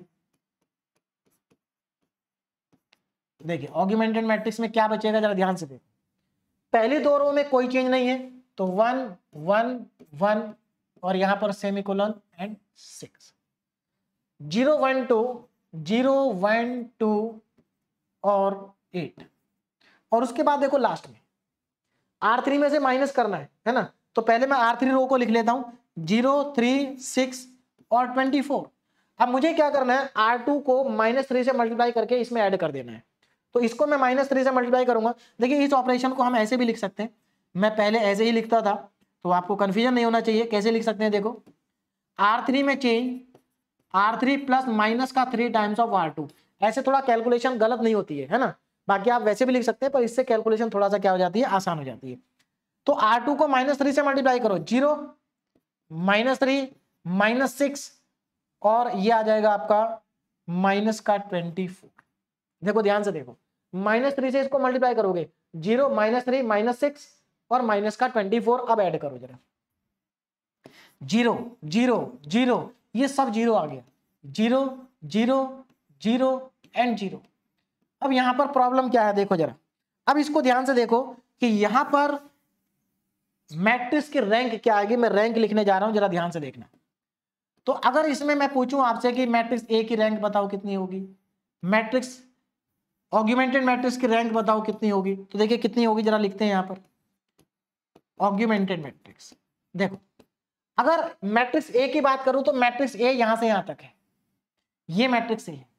अगर इसमें आप ध्यान से देखें तो इस मैट्रिक्स की जो रैंक है वो 2 है। क्यों, क्योंकि इस मैट्रिक्स के अंदर 2 नॉन जीरो रो हैं, फर्स्ट और सेकंड, इसमें तीनों जीरो आ गए तो ये नॉन जीरो रो नहीं है, ये जीरो रो है। तो यहां पर मैट्रिक्स ए की रैंक हमारे पास आ गई 2। अब अगर मैं आपसे पूछूं कि इस कंप्लीट मैट्रिक्स की रैंक कितनी है, तो देखो नॉन जीरो रो ये पूरी की पूरी जीरो है, इसका मतलब इसकी रैंक भी 2। तो यहां से हमें क्या पता चला, देखिए यहां से हमें पता चला कि जो मैट्रिक्स ए है, मैट्रिक्स ए की रैंक 2 है, ऑग्यूमेंटेड मैट्रिक्स की रैंक भी 2 है, इसका मतलब ये दोनों रैंक बराबर हो गई। और कितनी है, 2 है, कितनी है 2। लेकिन अगर आप ध्यान से देखें तो इस क्वेश्चन के अंदर नंबर ऑफ वेरिएबल कितने हैं, 3 है। तो आप यहां पर क्या लिखेंगे, ये 2 जरूर है लेकिन ये क्या है, लेस देन है, किससे लेस देन है, नंबर ऑफ वेरिएबल से। तो यहां पर आप लिखेंगे less than number of variables, number of variables या नंबर ऑफ अननोन आप लिख सकते हैं। यानी कि रैंक बराबर तो है लेकिन नंबर ऑफ वेरिएबल से क्या है, कम है। तो इसका मतलब कौन सा केस बना, अब जरा यहां पर आ जाओ वापस, देखो हमारी जो रैंक है, हमने ए की रैंक निकाली, ऑगमेंटेड मैट्रिक्स की रैंक निकाली, दोनों की रैंक बराबर तो आई, लेकिन जो रैंक है वो नंबर ऑफ वेरिएबल के बराबर नहीं है। नंबर ऑफ वेरिएबल के बराबर नहीं है मतलब ये केस नहीं बन रहा। कौन सा केस बन रहा है? ये नंबर ऑफ वेरिएबल्स रैंक क्या है? कम है। तो इसका मतलब सॉल्यूशन कैसा होगा? इनफाइनाइट सॉल्यूशन होगा। अब यहां पर हमारे पास जो नेक्स्ट हमारा टास्क होगा वो ये है कि इस क्वेश्चन का जो आंसर है वो इनफाइनाइट सॉल्यूशन है। अब ये इनफाइनाइट सॉल्यूशन को हम कैलकुलेट कैसे करेंगे, अब इस बात को जरा ध्यान से समझते हैं। देखिए बहुत आसान है। आपको क्या करना है, पहले तो आप लिखेंगे कि इस सिस्टम का जो सॉल्यूशन है वो कैसा है? इनफाइनाइट है। तो the given system of equation, the given system of equation is consistent and has infinite solution. Infinite solution. तो आपका जो सिस्टम है वो कैसा है? कंसिस्टेंट है, लेकिन सॉल्यूशन क्या होगा? अगर सिस्टम कंसिस्टेंट है लेकिन सॉल्यूशन क्या है? इनफाइनाइट है। तो अब इनफाइनाइट सॉल्यूशन को कैसे लिखा जाएगा, जरा यहां पर ध्यान से देखो। सबसे पहले तो आप लिखेंगे इक्विवेलेंट इक्वेशन या इक्विवेलेंट सिस्टम भी लिख सकते हैं। इक्विवेलेंट सिस्टम, अब यहां पर जरा ध्यान देंगे इक्विवेलेंट सिस्टम कैसे बनेगा।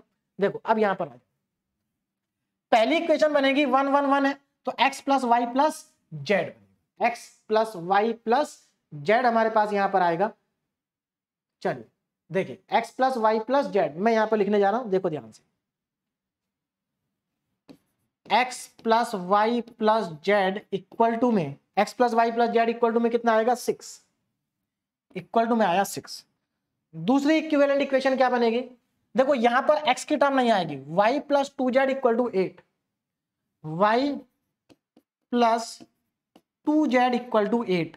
और थर्ड इक्विवेलेंट इक्वेशन तो बनेगी नहीं, क्योंकि इसमें ना तो x आएगा, ना y आएगा, ना z आएगा। तो अब यहां पर देखो प्रॉब्लम क्या हो गई? प्रॉब्लम ये हो गई कि यहां पर वेरिएबल 3 है, इक्वेशन केवल 2 है, तो हम क्या करें? क्योंकि देखिए हमें पहले ही पता चल चुका है कि इस सिस्टम का जो सॉल्यूशन है वो कैसा है? इनफाइनाइट है। और इनफाइनाइट सॉल्यूशन को आप हमेशा किसी ना किसी कांस्टेंट की टर्म में निकालेंगे, यानी कि किसी और वेरिएबल की टर्म्स में आपको क्या करना होगा? कैलकुलेट करना होगा। तो इसके लिए आप यहां पर क्या करेंगे, जरा ध्यान से समझिए। आप तीनों में से किसी एक वेरिएबल को कुछ मान लीजिए। जैसे फॉर एग्जांपल मैंने यहां जेड को मान लिया के, तो मान लेते हैं कि जेड की वैल्यू क्या होगी? के होगी। अब के क्या है? के कोई भी कांस्टेंट नंबर हो सकता है। अब यहां पर जरा ध्यान से समझिए, अगर जेड की वैल्यू के है, ये मेरी इक्वेशन नंबर 1 और ये इक्वेशन नंबर 2। अगर जेड की वैल्यू के है तो आप इस वैल्यू को इक्वेशन 2 में पुट करो, तो देखो y की वैल्यू क्या आएगी? y plus 2k equal to 8, यानी कि y की वैल्यू आ जाएगी 8 माइनस 2k। ये y की वैल्यू आ गई। क्लियर? अब इसके आगे चलते हैं। अगर y की वैल्यू 8 माइनस के और z की वैल्यू के है, तो इन दोनों वैल्यू को आप इक्वेशन 1 में पुट करो, x की वैल्यू आ जाएगी। देखिए x प्लस y कितना था? 8 माइनस 2k, 8 माइनस 2k, और z कितना था? प्लस k, इक्वल टू में कितना दिया है? 6। तो यहां से देखो कितनी वैल्यू आएगी x की, तो x plus 8 minus k equal to 6, इन दोनों को राइट साइड ले जाएंगे, तो x is equal to 6 minus 8 और प्लस में k, तो यहां से x की वैल्यू आ जाएगी k माइनस 2। तो हमारे पास जो फाइनल आंसर आया, अगर मैं उस फाइनल आंसर को लिखूं तो देखिए आपके पास फाइनल आंसर क्या आ रहा है, जरा ध्यान से देखें। x की वैल्यू आ रही है k माइनस 2, y की वैल्यू आ रही है 8 माइनस 2k और z की वैल्यू आ रही है k। तो ये हमारा इस क्वेश्चन का क्या हो गया? सॉल्यूशन हो गया। और ये इनफाइनाइट सॉल्यूशन, क्यों हम इसको इनफाइनाइट कह रहे हैं?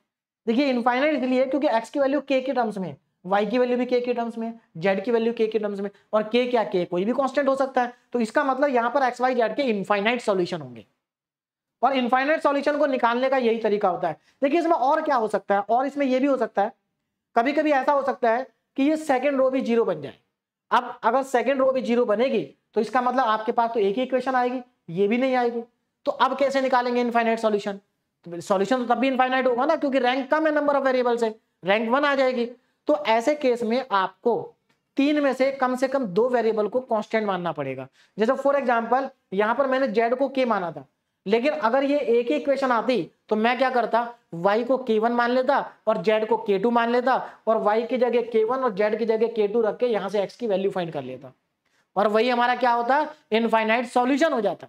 तो मेरे ख्याल से ये क्वेश्चन आपको क्लियरली समझ में आ गया होगा। अब हम चलते हैं अपना नेक्स्ट क्वेश्चन। देखिए नेक्स्ट क्वेश्चन क्या है।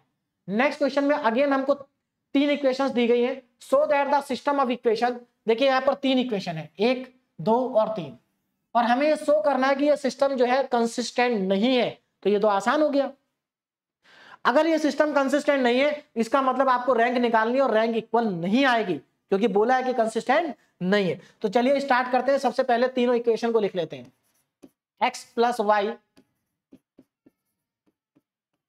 Plus z is equal to में -3, ये पहली इक्वेशन है। x plus y plus z equal to -3, 3x plus y, 3x plus y minus का 2z इक्वल टू में -2। उसके बाद नेक्स्ट है 2x plus 4y, 2x plus 4y plus का 7z plus 7z is equal to 7। अब यहां पर देखिए जरा ध्यान से, सबसे पहले इसको मैट्रिक्स की फॉर्म में लिखेंगे। तो इन मैट्रिक्स फॉर्म, चलिए देखिए मैट्रिक्स की फॉर्म में लिखेंगे क्या आएगा जरा ध्यान से देखें। तो सबसे पहले हम लिखेंगे यहां पर कोफिशिएंट मैट्रिक्स। कोफिशिएंट मैट्रिक्स में x के कोफिशिएंट आएंगे पहले कॉलम में 1 3 और 2, y के कोफिशिएंट आएंगे दूसरे कॉलम में 1 1 4, z के कोफिशिएंट आएंगे थर्ड कॉलम में 1 -2 और 7, और उसके बाद सेमीकोलन लगा के आ जाएंगे कांस्टेंट वाले टर्म्स -3, सॉरी अभी हम ऑग्यूमेंटेड मैट्रिक्स नहीं लिख रहे हैं, अभी तो हम मैट्रिक्स फॉर्म में लिख रहे हैं, है ना। चलिए तो ये तो हमारी होगी मैट्रिक्स ए, कोफिशिएंट मैट्रिक्स। इसके साथ मल्टीप्लाई क्या होगा, वेरिएबल मैट्रिक्स। वेरिएबल मैट्रिक्स में क्या आएगा, x y और z इक्वल टू में आएंगे कांस्टेंट टर्म। कांस्टेंट टर्म क्या है, -3 -2 और 7। ये हो गया मैट्रिक्स की फॉर्म। अब यहां से मैं लिखने जा रहा हूं ऑग्यूमेंटेड मैट्रिक्स। तो यहां पर जरा ध्यान से देखें, ऑग्यूमेंटेड मैट्रिक्स, ऑग्यूमेंटेड मैट्रिक्स। देखिए आप लोग समय बचाने के लिए अपने क्वेश्चन को यहां से स्टार्ट कर सकते हैं। आप डायरेक्ट तीनों इक्वेशन लिखो, इस स्टेप को छोड़ दो, डायरेक्ट ऑग्यूमेंटेड मैट्रिक्स लिख दीजिए। देखिए जरा ध्यान से, चलिए देखिए अब क्या करेंगे, ऑग्यूमेंटेड मैट्रिक्स लिखेंगे। तो यहां पर मैं लिखूंगा ए बी, ये हमारा रिप्रेजेंटेशन हो गया ऑग्यूमेंटेड मैट्रिक्स का। और यहां पर इस मैट्रिक्स को लिख लेते हैं।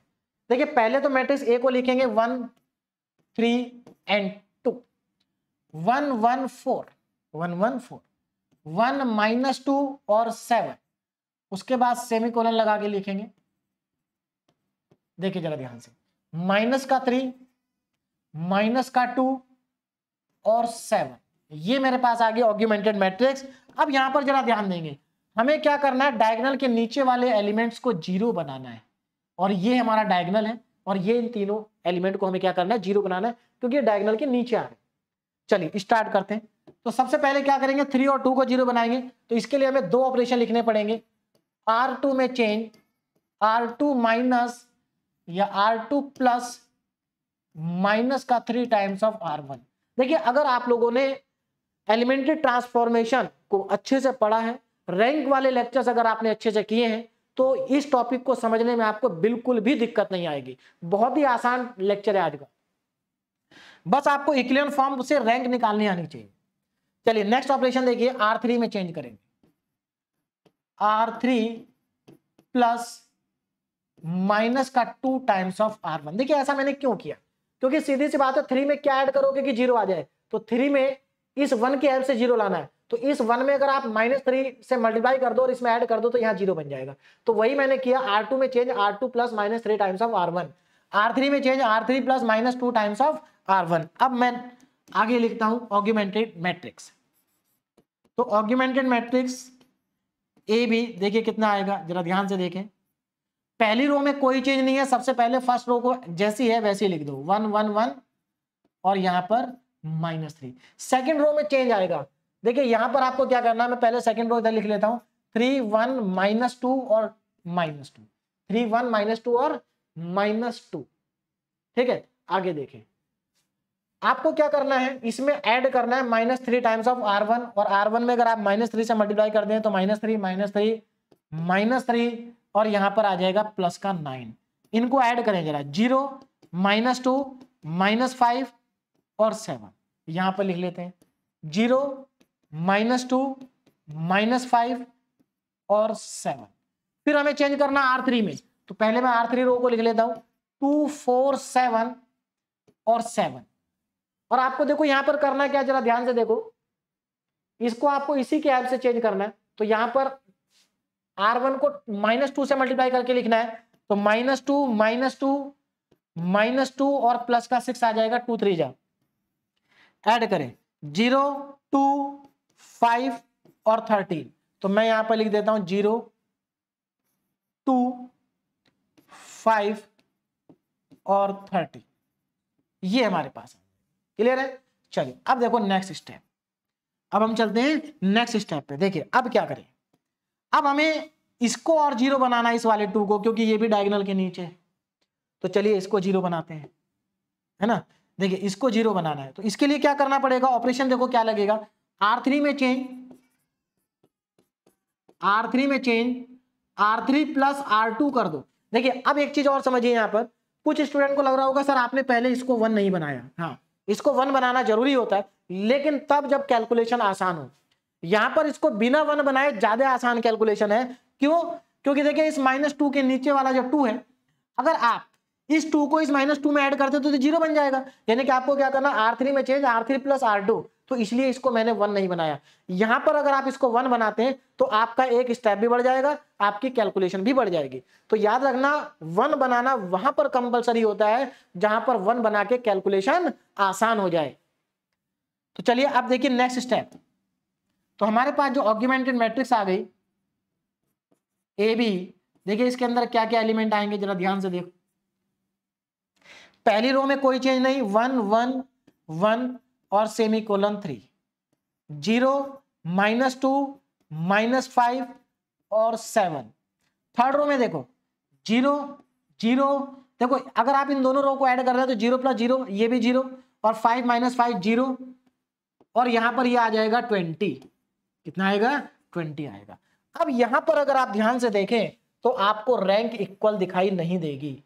देखिए अगर मैं यहां पर अब रैंक लिखता हूं तो जरा ध्यान से देखो, अगर मैं आपसे पूछूं कि मैट्रिक्स ए की रैंक कितनी है, तो मैट्रिक्स ए की रैंक यहां पर देखिए, देखिए यहां तक मैट्रिक्स ए है, ध्यान रखना यहां तक मैट्रिक्स ए है। अगर आप देखो तो ये नॉन जीरो रो, ये भी नॉन जीरो रो, और ये 0 रो, यानी कि यहां पर मैट्रिक्स ए की रैंक है 2। उसके बाद मैं अगर आपसे पूछूं कि ऑगमेंटेड मैट्रिक्स की रैंक कितनी है, ऑगमेंटेड मैट्रिक्स की रैंक कितनी है, यानी कि पूरी मैट्रिक्स की रैंक कितनी है, तो आप यहां पर देख सकते हैं नॉन जीरो रो, नॉन जीरो रो, और ये लास्ट वाली भी नॉन जीरो है क्योंकि लास्ट में नंबर 20 लिखा है। इसका मतलब इसकी रैंक हो गई 3।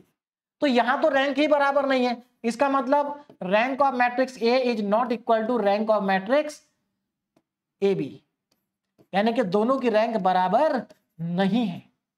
तो अगर रैंक बराबर नहीं है तो given system of equation is not consistent, और हमसे यही बोला था।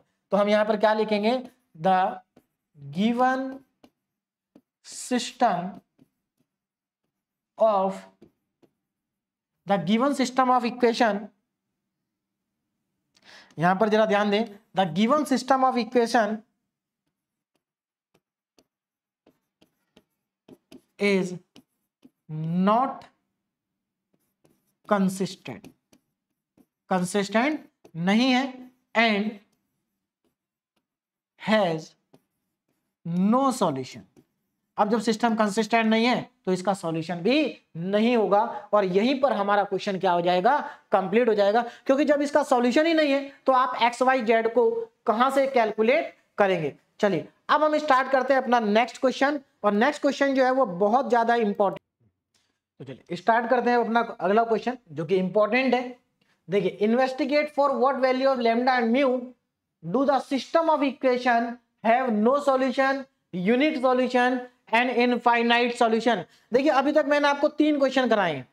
पहला क्वेश्चन मैंने आपको कराया था जहां पर आपका यूनिक सॉल्यूशन आया था, सेकंड क्वेश्चन में हमारा इनफाइनाइट सॉल्यूशन था, और थर्ड में नो सॉल्यूशन था।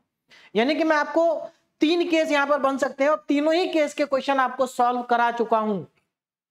अब ये जो क्वेश्चन है ये सबसे इंपॉर्टेंट क्वेश्चन है और सबसे ज्यादा बार इसी टाइप का क्वेश्चन आपके यूनिवर्सिटी एग्जाम में पूछा जाता है। तो यहां पर ये सबसे इंपॉर्टेंट क्वेश्चन है और इसके जैसे 2 क्वेश्चन मैंने आपको डीपीपी में भी दिए हैं, जिससे कि आप इस टाइप के क्वेश्चन को ज्यादा से ज्यादा क्या कर सके, प्रैक्टिस कर सके। सभी को करने का तरीका एक जैसा है, बहुत सिंपल क्वेश्चन है। ध्यान दीजिए कैसे इस क्वेश्चन को सॉल्व करेंगे।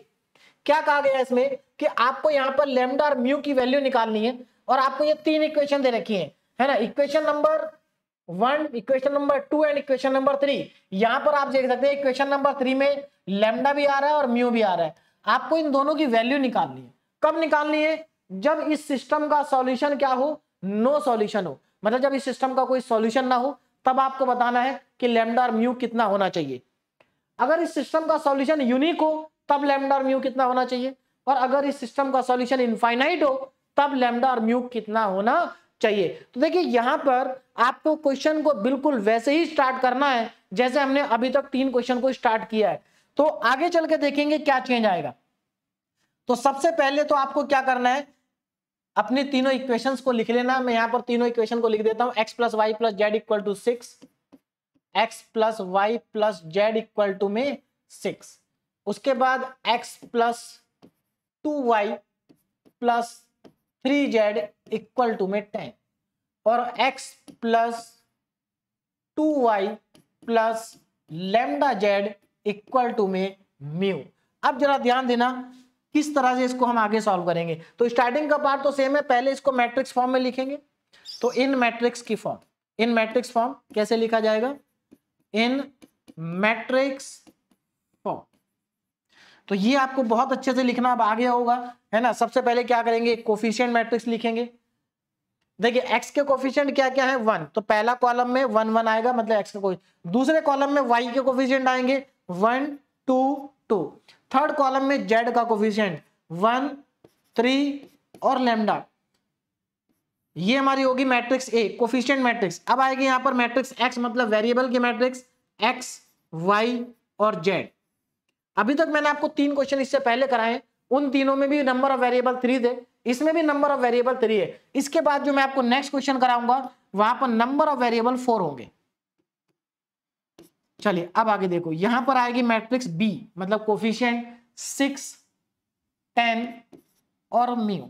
अब आगे बढ़ते, ये तो मैट्रिक्स फॉर्म आ गई। अब मुझे क्या करना है, मुझे लिखना ऑग्यूमेंटेड मैट्रिक्स। तो ऑग्यूमेंटेड मैट्रिक्स देखें जरा क्या होगी, ऑग्यूमेंटेड मैट्रिक्स। चलिए यहां पर जरा ध्यान दें ऑग्यूमेंटेड मैट्रिक्स पे। देखो तो यहां पर ऑग्यूमेंटेड मैट्रिक्स लिखेंगे जिसको रिप्रेजेंट किया जाता है इस तरीके से।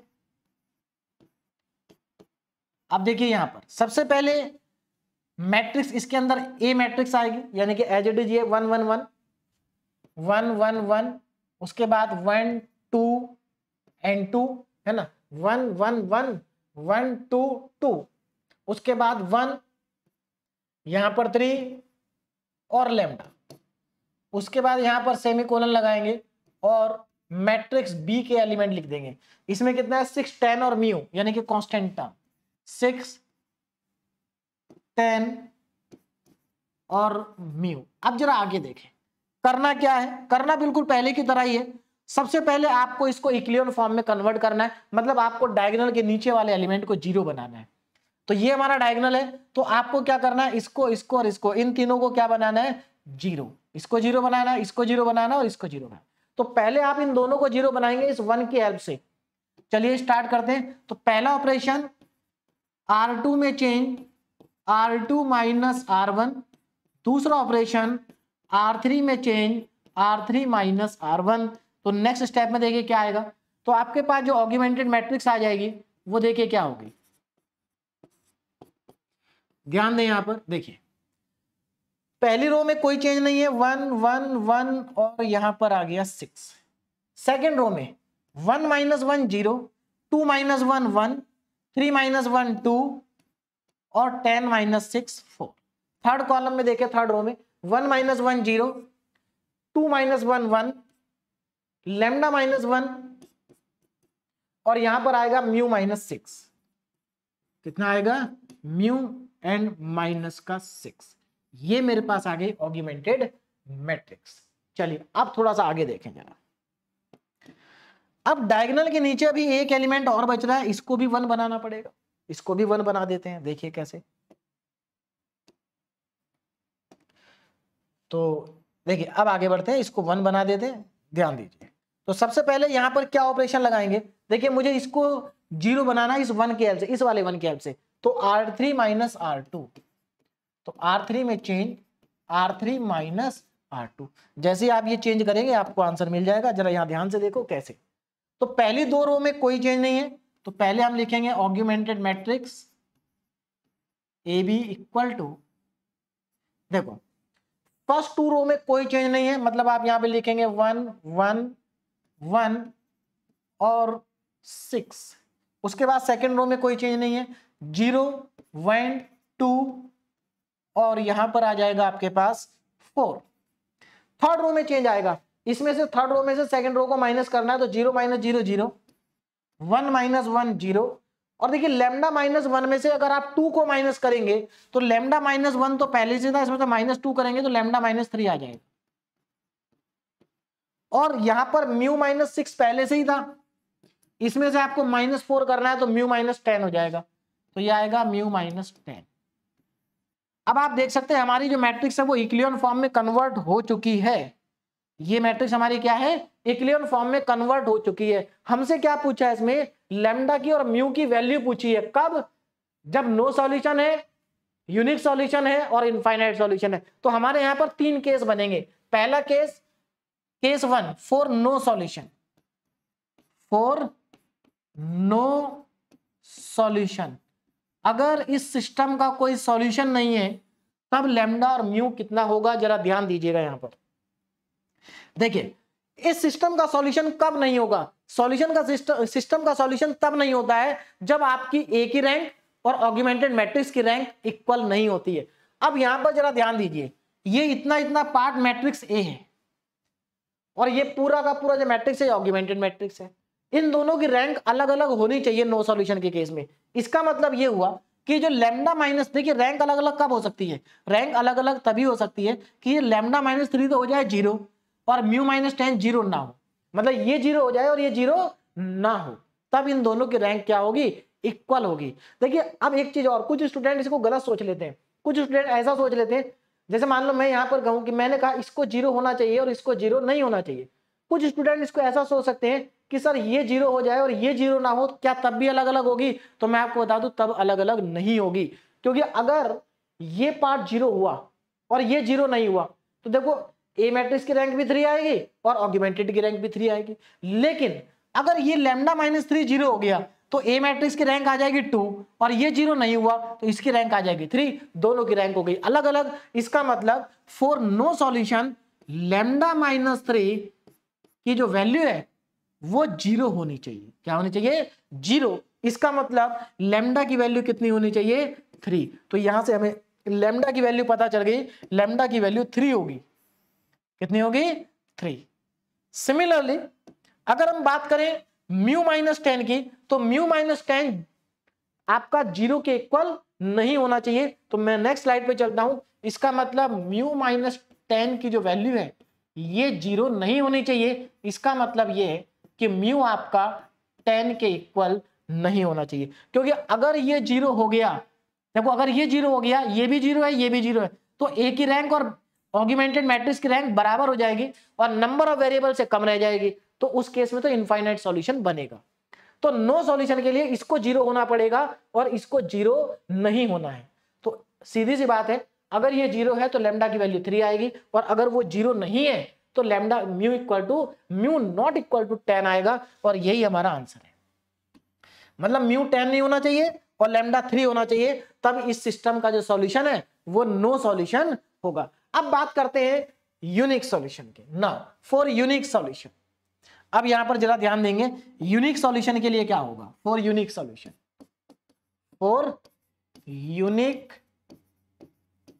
सॉल्यूशन।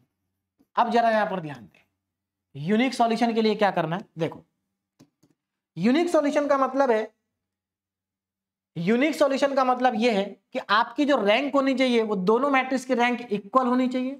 दोनों मैट्रिक्स की रैंक क्या होनी चाहिए? इक्वल होनी चाहिए, और नंबर ऑफ वेरिएबल के बराबर होनी चाहिए। इसका मतलब मैट्रिक्स ए की रैंक 3 आनी चाहिए, और मैट्रिक्स ए की रैंक 3 तभी आएगी जब ये 0 के इक्वल ना हो। अगर ये 0 हो गया तो रैंक 2 आ जाएगी। तो इसका मतलब यूनिक सॉल्यूशन के लिए लैम्डा -3 की जो वैल्यू है वो 0 नहीं होनी चाहिए। इसका मतलब लैम्डा की वैल्यू 3 के इक्वल नहीं होनी चाहिए। चलिए, ये तो बात लैम्डा की हो गई। अब बात करते हैं कि भाई म्यू की वैल्यू क्या होनी चाहिए। देखो, अगर ये 0 नहीं है, मान लो ये 0 नहीं है, 2 आ गया यहां पर, तो ए की रैंक भी 3 हो जाएगी, और ऑगमेंटेड मैट्रिक्स की रैंक भी 3 हो जाएगी। इसका मतलब यूनिक सॉल्यूशन में अगर ये 0 नहीं है तो अब इसके ऊपर डिपेंड नहीं, म्यू की जो वैल्यू है वो किसी चीज के ऊपर डिपेंड नहीं कर रही है, यानी कि ये वैल्यू कुछ भी हो सकती है।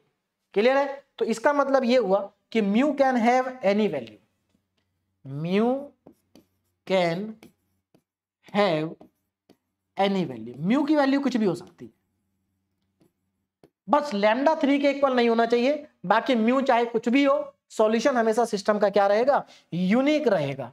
अब एक केस और बच गया, उसकी भी बात कर लेते हैं। देखिए, नेक्स्ट केस क्या है?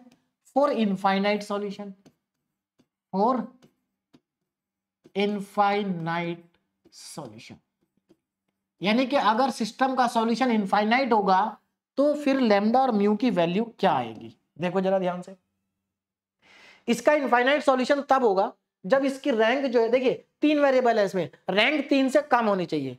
रैंक 3 से कम तभी आएगी जब लैम्डा -3 और म्यू -10 दोनों 0 हो जाएंगे। दोनों क्या हो जाएंगे? 0। इसका मतलब लैम्डा -3 की वैल्यू क्या होनी चाहिए? 0। यहां से क्लियर हो गया कि लैम्डा की वैल्यू कितनी आएगी? 3 आएगी। ऐसे ही म्यू -10 की वैल्यू भी क्या होनी चाहिए?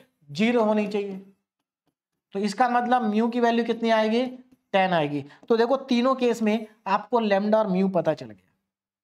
तो बहुत ही सिंपल क्वेश्चन है ये, बहुत सिंपल क्वेश्चन है और बहुत ज्यादा इंपॉर्टेंट क्वेश्चन है। एग्जाम में, यूनिवर्सिटी एग्जाम में 7 मार्क्स में आता है, लॉन्ग क्वेश्चन में आता है। आप खुद ही देखिए, 7 मार्क्स के लिए आपको क्या करना? कुछ नहीं करना, बहुत सिंपल है।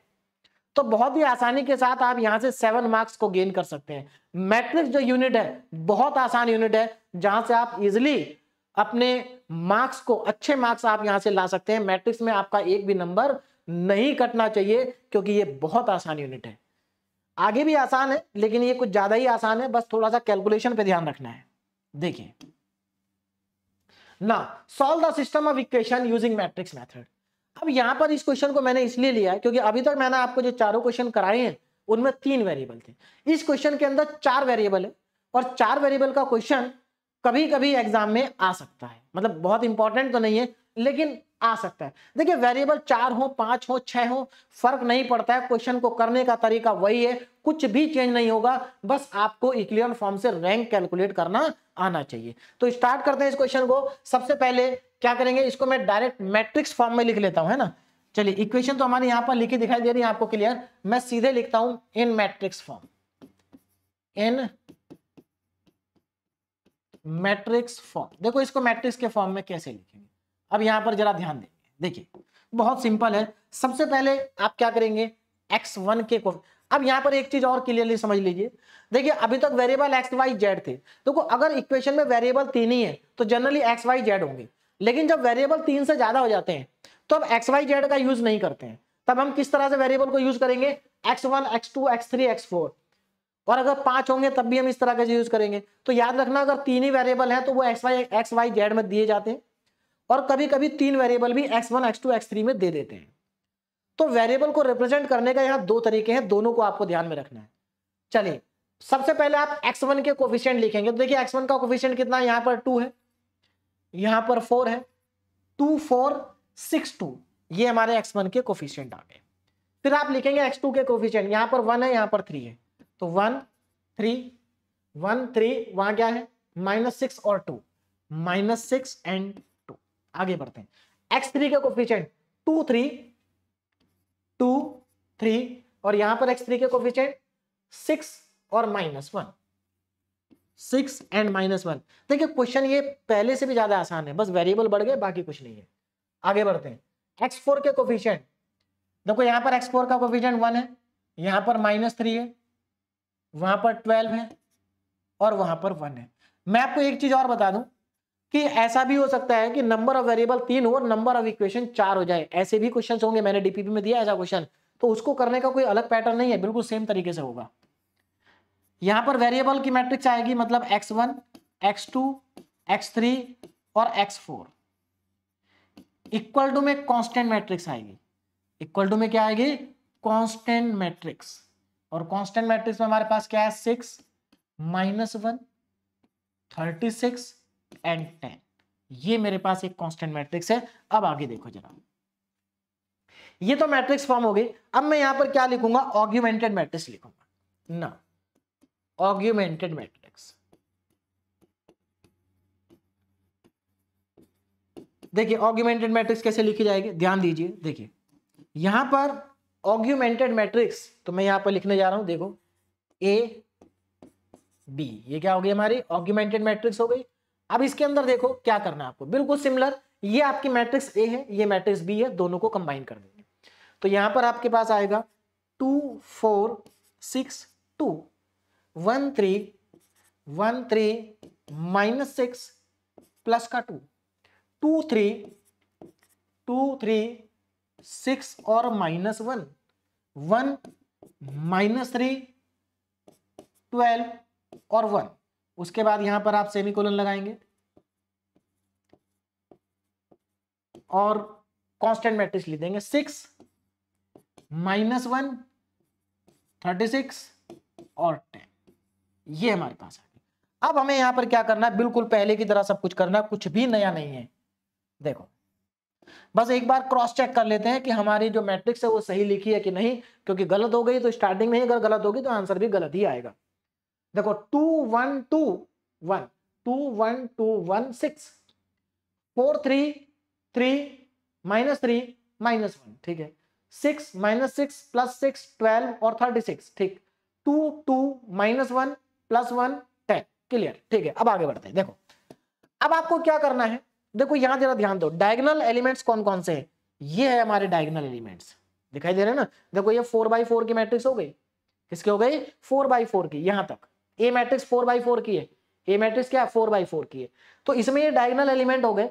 आपको क्या करना है? डायगोनल के नीचे जितने भी एलिमेंट आपको दिखाई दे रहे हैं इन सबको जीरो बनाना है। इसको इसको इसको जीरो बनाना है, इसको भी जीरो बनाना है, इसको भी जीरो बनाना है और इसको भी जीरो बनाना है। इन सभी एलिमेंट को आपको जीरो बनाना है। जरा ध्यान दें क्या ऑपरेशन लगाएंगे। सबसे पहले 2 के नीचे वाले जीरो बनाते हैं, 2 के नीचे वाले इन तीनों को जीरो बनाते हैं। अब यहां पर एक इंपॉर्टेंट बात समझिए, क्या 2 को 1 बनाना कंपलसरी है?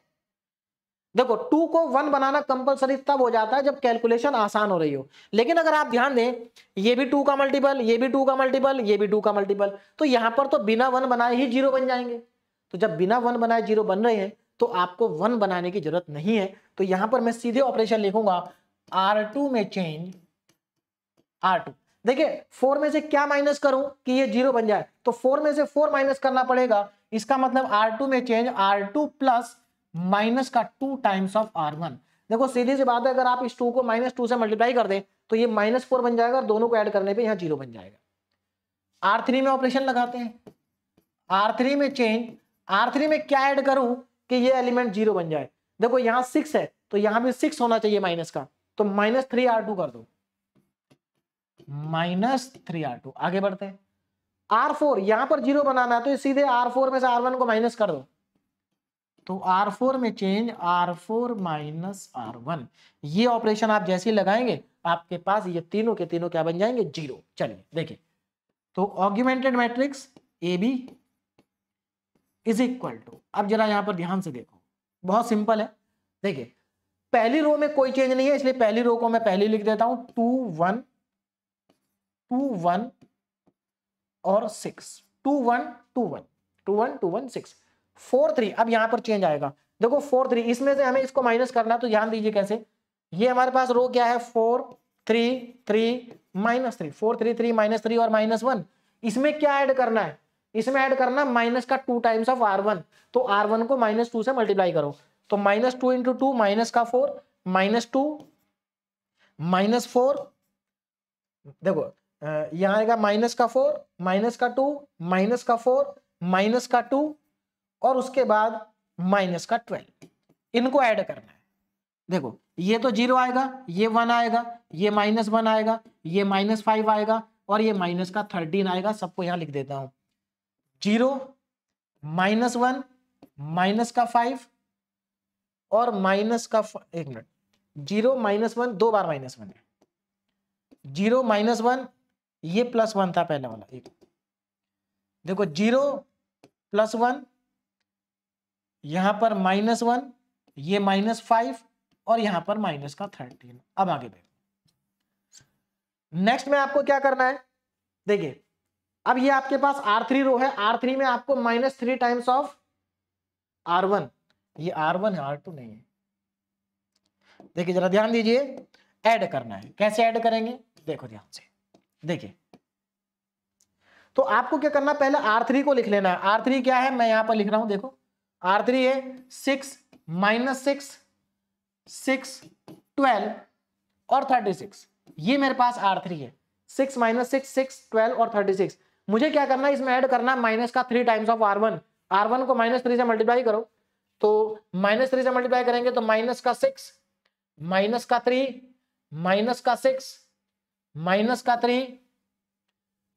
ठीक, देखिए -6 -3 -6 और -18 ऐड कर दीजिए। 3 से मल्टीप्लाई करके लिखा सबको, ये 0, ये -9, ये 0, ये +9 और यहां पर आपके पास बचेगा +18।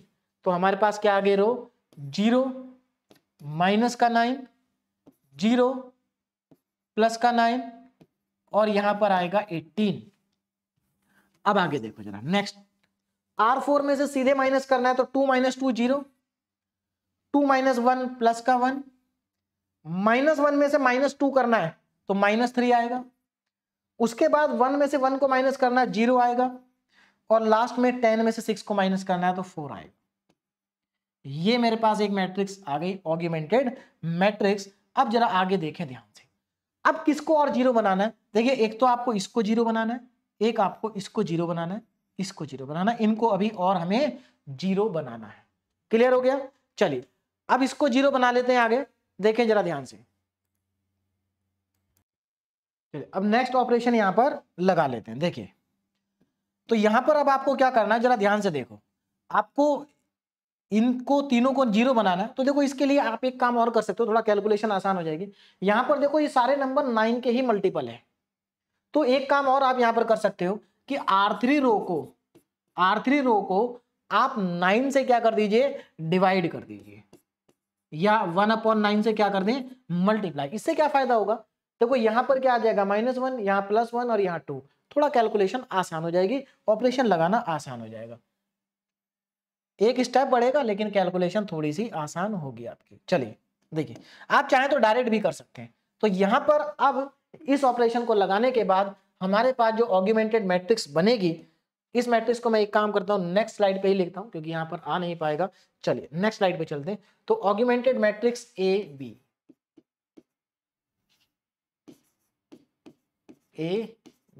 देखिए क्या है। अब यहां पर जरा ध्यान दें क्या क्या एलिमेंट्स हमारे पास आएंगे। देखिए यहां पर R3 में चेंज है, बाकी तो सारी रो ऐसे ही लिखनी है, 2 1 2 1 है ना, 2 1 2 1 और ये आएगा 9, 2 1 2 1 9। तो 2 1 2 1 सॉरी 6 है उधर, 2 1 2 1, ये एलिमेंट लास्ट वाला क्या है, 6 है। उसके बाद देखो सेकंड रो में कोई चेंज नहीं, 0 1 -1 -5, 0 1 -1 -5, 0 1 -1 -5 -13। नेक्स्ट देखो 0, अब देखो यहां पर 9 से डिवाइड किया मैंने, तो 0 -1 0 0 -1 0 +1, ये आएगा 0 -1 0 +1 और 2, यहां पर आ जाएगा आपके पास 2। फोर्थ रो देखो जरा, 0 1 3 0 1 -3, 0 1 -3 और क्या आएगा 0 एंड 4, यहां पर आ जाएगा 0 एंड 4। अब यहां पर जरा ध्यान दें, नेक्स्ट ऑपरेशन क्या लगाना है। अब तो बहुत आसान है, आपको क्या करना है, पहले इन दोनों को 0 बनाना है। तो इन दोनों को 0 बनाना बहुत आसान है, देखिए कैसे। R3 में चेंज R3 प्लस R2, क्योंकि आपको 0 बनाना है, इसको इसकी हेल्प से दोनों को ऐड कर दो। उसके बाद R4 में चेंज कर दीजिए, R4 माइनस का R2, आसानी से आपके पास 0 बन जाएंगे। अब देखिए जरा कितना आएगा, तो हमारे पास अब आ जाएगी ऑग्यूमेंटेड मैट्रिक्स। देखिए एक चीज और, यहां पर मैं एक्चुअल में सभी जगह इक्वल का साइन लगाते जा रहा हूं, आप इक्वल की जगह इक्विवेलेंट साइन यूज कर सकते हैं एक्चुअली में, क्योंकि जब हम किसी मैट्रिक्स में ऑपरेशन लगाते हैं तो जो नेक्स्ट मैट्रिक्स आती है वो इक्विवेलेंट होती है। क्या होती है? इक्विवेलेंट। तो मैंने जहां जहां पर भी इक्वल साइन लगाया है, आप वहां सभी जगह पर इक्वलिटी का साइन भी लगा सकते हैं। देखिए अब यहां पर ये हमारे पास क्या आ गया, जरा ध्यान देना, ऑग्यूमेंटेड मैट्रिक्स। अब यहां पर जरा ध्यान से देखो, मैं चलिए यहां पर तो इक्विवेलेंट का लगा देता हूं, इक्विवेलेंट का साइन, ठीक है। देखिए इस ऑपरेशन को जब आप लगाएंगे तो पहली दो रो में कोई चेंज नहीं है, 2 1 2 1 और ये आ जाएगा 6, 0 1 -1 -5 और माइनस का 13, 0 -1 0 +1 और ये आ गया 2। अच्छा एक मिनट, इसमें तो हमें चेंज करना था। देखो जरा इन दोनों को ऐड करना है तो ये 0 आएगा, इन दोनों को ऐड करोगे -1 आएगा, इन दोनों को ऐड करोगे -4 आएगा और इन दोनों को ऐड करोगे तो -11 आएगा। अब R4 में से R2 को माइनस करना, देखो कितना आएगा, 0 में से 0 जाएगा 0, 1 में से 1 जाएगा 0, -3 में से माइनस करना है -1 को, तो ये -2 बचेगा, ये +5 हो जाएगा। और यहां पर ध्यान दो, 4 में से 13 को माइनस करेंगे तो ये 17 आएगा।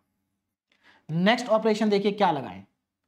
अब मुझे क्या करना है, बस देखिए ये डायगोनल एलिमेंट थे, इसको और 0 बनाना है ना, इसको और 0 बनाना है। किसकी हेल्प से? इसको 0 बनाना है इस 1 की हेल्प से, -1 की हेल्प से।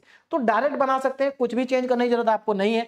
क्या करेंगे, R4 में चेंज R4, इसमें मैं क्या ऐड करूं -2 में कि ये 0 बन जाए, तो -2 में +2 ऐड कर दो। तो +2 का मतलब है आपको क्या करना है, -2 टाइम्स ऑफ R3 ऐड करना है, क्योंकि जब आप इसको -2 से मल्टीप्लाई करेंगे +2 बन जाएगा, इसमें ऐड करने पे 0 बन जाएगा। चलिए देखिए, बाकी अगर आप लोग चाहें तो पहले इसको 1 बना लीजिए -1 से मल्टीप्लाई करके और तब 0 बना लीजिए, बात एक ही है। आगे बढ़ते हैं, डायरेक्ट कर लिया। देखिए इसके बाद हमारे पास जो ऑग्यूमेंटेड मैट्रिक्स आएगी उसमें क्या क्या एलिमेंट होंगे जरा ध्यान दीजिए। देखिए केवल R4 में चेंज है, बाकी तीनों रो, पहली रो फर्स्ट 3 रो सेम आएंगी, 2 1 2 1 और ये आ गया आपका 6। सेकेंड रो 0 1 -1 -5 एंड माइनस का 30। थर्ड रो 0 0 -1 -4 एंड माइनस का 11। यहां पर चेंज आएगा, देखो क्या चेंज आएगा, आपको R4 में ऐड करना है इसको -2 से मल्टीप्लाई करके, तो पहले तीनों तो 0 ही आ जाएंगे, 0 0 0। आगे बढ़ते हैं, देखो इसको अगर आप -2 से मल्टीप्लाई करते हैं +8 हो जाएगा, और इसमें अगर आप ऐड करेंगे तो ये 8 + 5 13 बनेगा। यहां पर आ जाते हैं, आपको 17 में ऐड करना है -2 टाइम्स ऑफ R3, इसको 2 से मल्टीप्लाई करेंगे -2 से तो प्लस का 22 बनेगा, 22 + 17 बनेगा 39। ये मेरे पास ऑग्यूमेंटेड मैट्रिक्स बन जाएगी। अब यहां पर जरा ध्यान देना, यहां से यहां तक तो मैट्रिक्स ए है, तो यहां पर अगर मैं आपसे पूछूं कि मैट्रिक्स ए की रैंक कितनी है, तो मैट्रिक्स ए की रैंक है 4।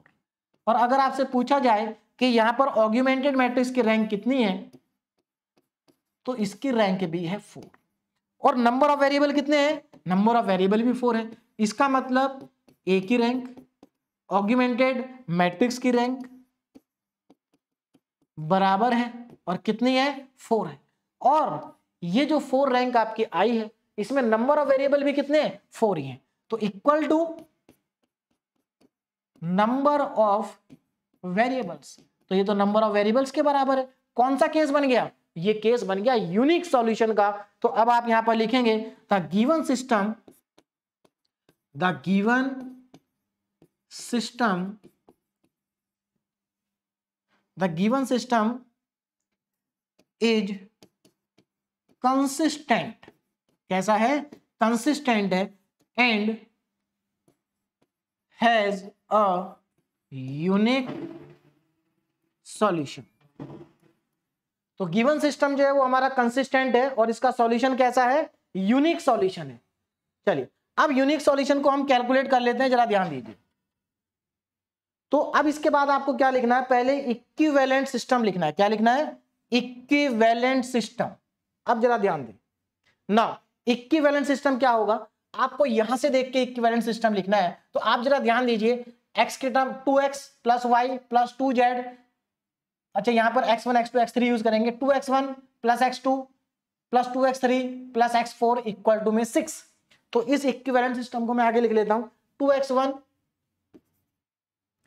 2x1 जरा ध्यान दीजिए, 2x1 plus x2 plus 2x3 plus x4 equal to 6। ये हमारी पहली इक्विवेलेंट इक्वेशन हो गई। नेक्स्ट देखो यहां पर x1 के टर्म नहीं आएगी, x2 minus x3, x2 minus x3, x2 minus x3 minus का 5x4 इक्वल टू, माइनस 5 था ना नेक्स्ट टर्म, हाँ माइनस x4 इक्वल टू में माइनस का 13। नेक्स्ट इक्वेशन आएगी, यहां देखो x1 में नहीं आएगा, x2 भी नहीं आएगा, x3 और x4 आएगा। तो माइनस का x3 माइनस का 4x माइनस का x3 माइनस का x3 माइनस का 4x4 एंड इक्वल टू में माइनस का 11। उसके बाद लास्ट इक्वेशन है 13x4 और इक्वल टू में 39। यहां पर आपके पास 4 इक्वेशन आ चुकी हैं। आपको क्या करना है, इनको सॉल्व करके x1 x2 x3 और x4 की वैल्यू को फाइंड करना है। जरा देखें कैसे। देखो सबसे पहले इसी वाली इक्वेशन पे जाएंगे आप। तो यहां से अगर आप जाते हैं तो यहां से x4 की वैल्यू आपको क्या मिलेगी, यहां से x4 की वैल्यू आपको मिलेगी 3। देखिए जो मेथड आपने क्लास 12th में सीखा था, अगर आप उस मेथड से इस क्वेश्चन को सॉल्व करेंगे तो बहुत मुश्किल हो जाएगा, क्योंकि यहां पर जो ए मैट्रिक्स बनेगी 4x4 की बनेगी, और 4x4 की मैट्रिक्स का इनवर्स अगर आप 12th वाले मेथड से कैलकुलेट करते हैं तो बहुत डिफिकल्ट हो जाता है। क्लियर है ना, बहुत ज्यादा डिफिकल्ट वो हो जाता है। चलिए तो यहां पर x4 की वैल्यू 3 आ जाएगी। उसके बाद इस x4 की वैल्यू को आप इक्वेशन नंबर 3 में रखेंगे तो देखिए कितना आएगा, माइनस का x3 और माइनस का 12 इक्वल टू में माइनस 11। तो यहां से माइनस x3 ये उधर जाके प्लस 1 हो जाएगा, यानी कि x3 की वैल्यू माइनस 1 आ जाएगी। उसके बाद और आगे चलते हैं, देखिए नाउ नेक्स्ट। अब यहां पर हमारे पास x4 आ चुका, x3 माइनस 1 आ चुका, x4 और x3 की वैल्यू को आप कहां पुट करेंगे, इक्वेशन नंबर 2 में।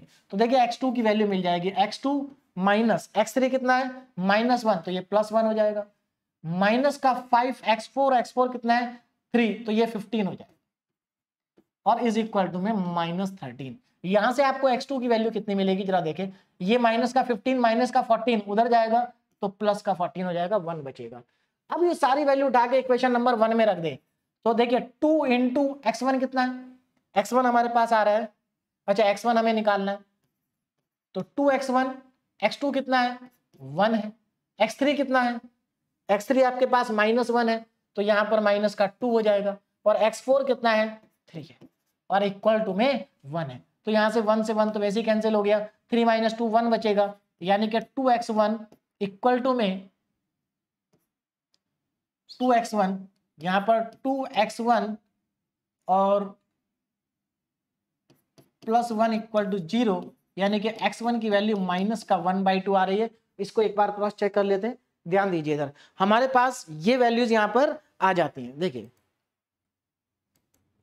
तो x1 की जो वैल्यू है वो गलत आ रही है, उसको एक बार क्रॉस चेक कर लेते हैं। x1 की वैल्यू 2 आनी चाहिए। देखिए तो यहां पर हमारे पास पहले इस इक्वेशन को चेक करते हैं, क्योंकि बाकी सभी वैल्यू ठीक है।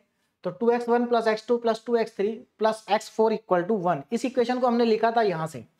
तो 2x1 plus x2 plus 2x3 और प्लस x4, यहां तक हमारा ठीक है, इक्वल टू में 6 होना चाहिए, और यहां पर मैंने लिखा है 1, तो इसकी वजह से हमारा आंसर गलत आ रहा है।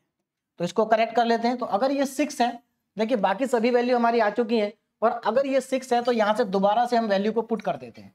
तो यहाँ पर हमारे पास x4 आ चुका है, x3 आ चुका है, x2 आ चुका है, इन सभी वैल्यू को इक्वेशन 1 में पुट करेंगे तो 2x1 प्लस x2 कितना था, x2 हमारे पास 1 है, प्लस 2x3, x3 -1 है तो ये -2 हो जाएगा, -2 प्लस x4 की वैल्यू 3 एंड इक्वल टू में 6। तो यहां से हमारे पास आ जाएगा 2x1, देखिए 3 + 1 4, 4 - 2 2, और उधर 2 जाके माइनस हो जाएगा तो 6 - 2, तो यहां से हमें मिलेगा 2x1 = 4 और x1 की वैल्यू आ जाएगी 2।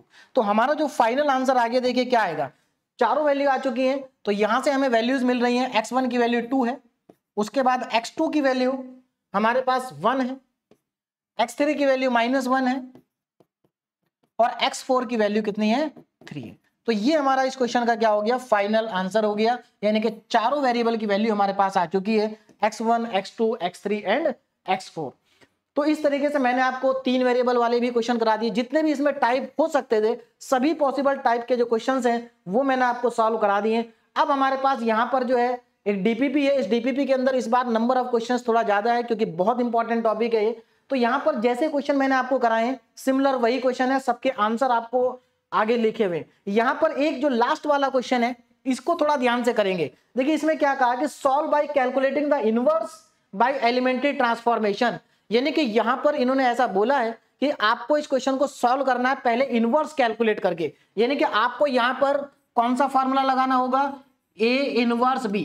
देखिए इस फॉर्मूले का यूज आप केवल तभी करेंगे जब आपसे ये पूछा जाए, वरना तो इसका यूज नहीं करेंगे। और बहुत आसान क्वेश्चन है ये, क्योंकि यहां पर जो ये आपकी मैट्रिक्स है इससे आपको मैट्रिक्स A बन जाएगी, कोफिशिएंट से क्या बनेगी, मैट्रिक्स A, और उसके बाद इनवर्स कैसे कैलकुलेट करना है ये हमने बहुत डिटेल में पहले ही पढ़ रखा है। तो यहां पर आप मैट्रिक्स ए लिखेंगे, कोफिशिएंट मैट्रिक्स, जैसा हमने सभी क्वेश्चंस के अंदर लिखी है, और उसके बाद आप उसका इनवर्स कैलकुलेट कर लेंगे और इन कोफिशिएंट से आपकी मैट्रिक्स बी बन जाएगी। और यहां पर ए इनवर्स इंटू बी की जब आप मल्टीप्लाई करेंगे तो यहां से आपको x1, x2, x3 और x4 सभी के आंसर आपको मिल जाएंगे। तो क्वेश्चन बहुत आसान है, क्योंकि इसका जो इनवर्स कैलकुलेट करेंगे आप वो 3 से 4 लाइन में इसका इनवर्स कैलकुलेट हो जाएगा। लेकिन एक चीज का ध्यान रखना है कि ये मेथड तभी अप्लाई करना है जब क्वेश्चन में लिखा हो कि इनवर्स कैलकुलेट करिए एलिमेंट्री ट्रांसफॉर्मेशन से, और इनवर्स भी आप एलिमेंट्री रो ट्रांसफॉर्मेशन से ही कैलकुलेट करेंगे।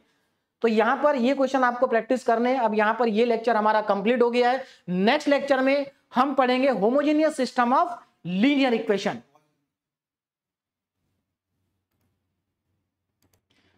तो एक इंपॉर्टेंट इंफॉर्मेशन आपके लिए है कि इंजीनियरिंग मैथमेटिक्स 1 के अलावा भी गेटवे क्लासेस ऐप पर बीटेक फर्स्ट ईयर के सभी सब्जेक्ट अवेलेबल हैं, जैसे कि आपका PPS, FME, electrical, electronics, soft skill, EVS, physics, chemistry, सभी सब्जेक्ट गेटवे क्लासेस ऐप पर अवेलेबल है, जिसका लिंक आपको डिस्क्रिप्शन में दिया गया है। और सभी सब्जेक्ट में आपको जो चीज मैथमेटिक्स में आपको मिल रही है वो सभी सब्जेक्ट में आपको मिलेगा। तो आप गेटवे क्लासेस ऐप को अगर आपने डाउनलोड नहीं किया है तो आप उसको डाउनलोड कर लें, जिसका लिंक आपको डिस्क्रिप्शन में दिया गया है। तो अभी आप इन क्वेश्चंस को प्रैक्टिस करें। अगले लेक्चर में हम पढ़ेंगे homogeneous system of linear equation. Thank you very much.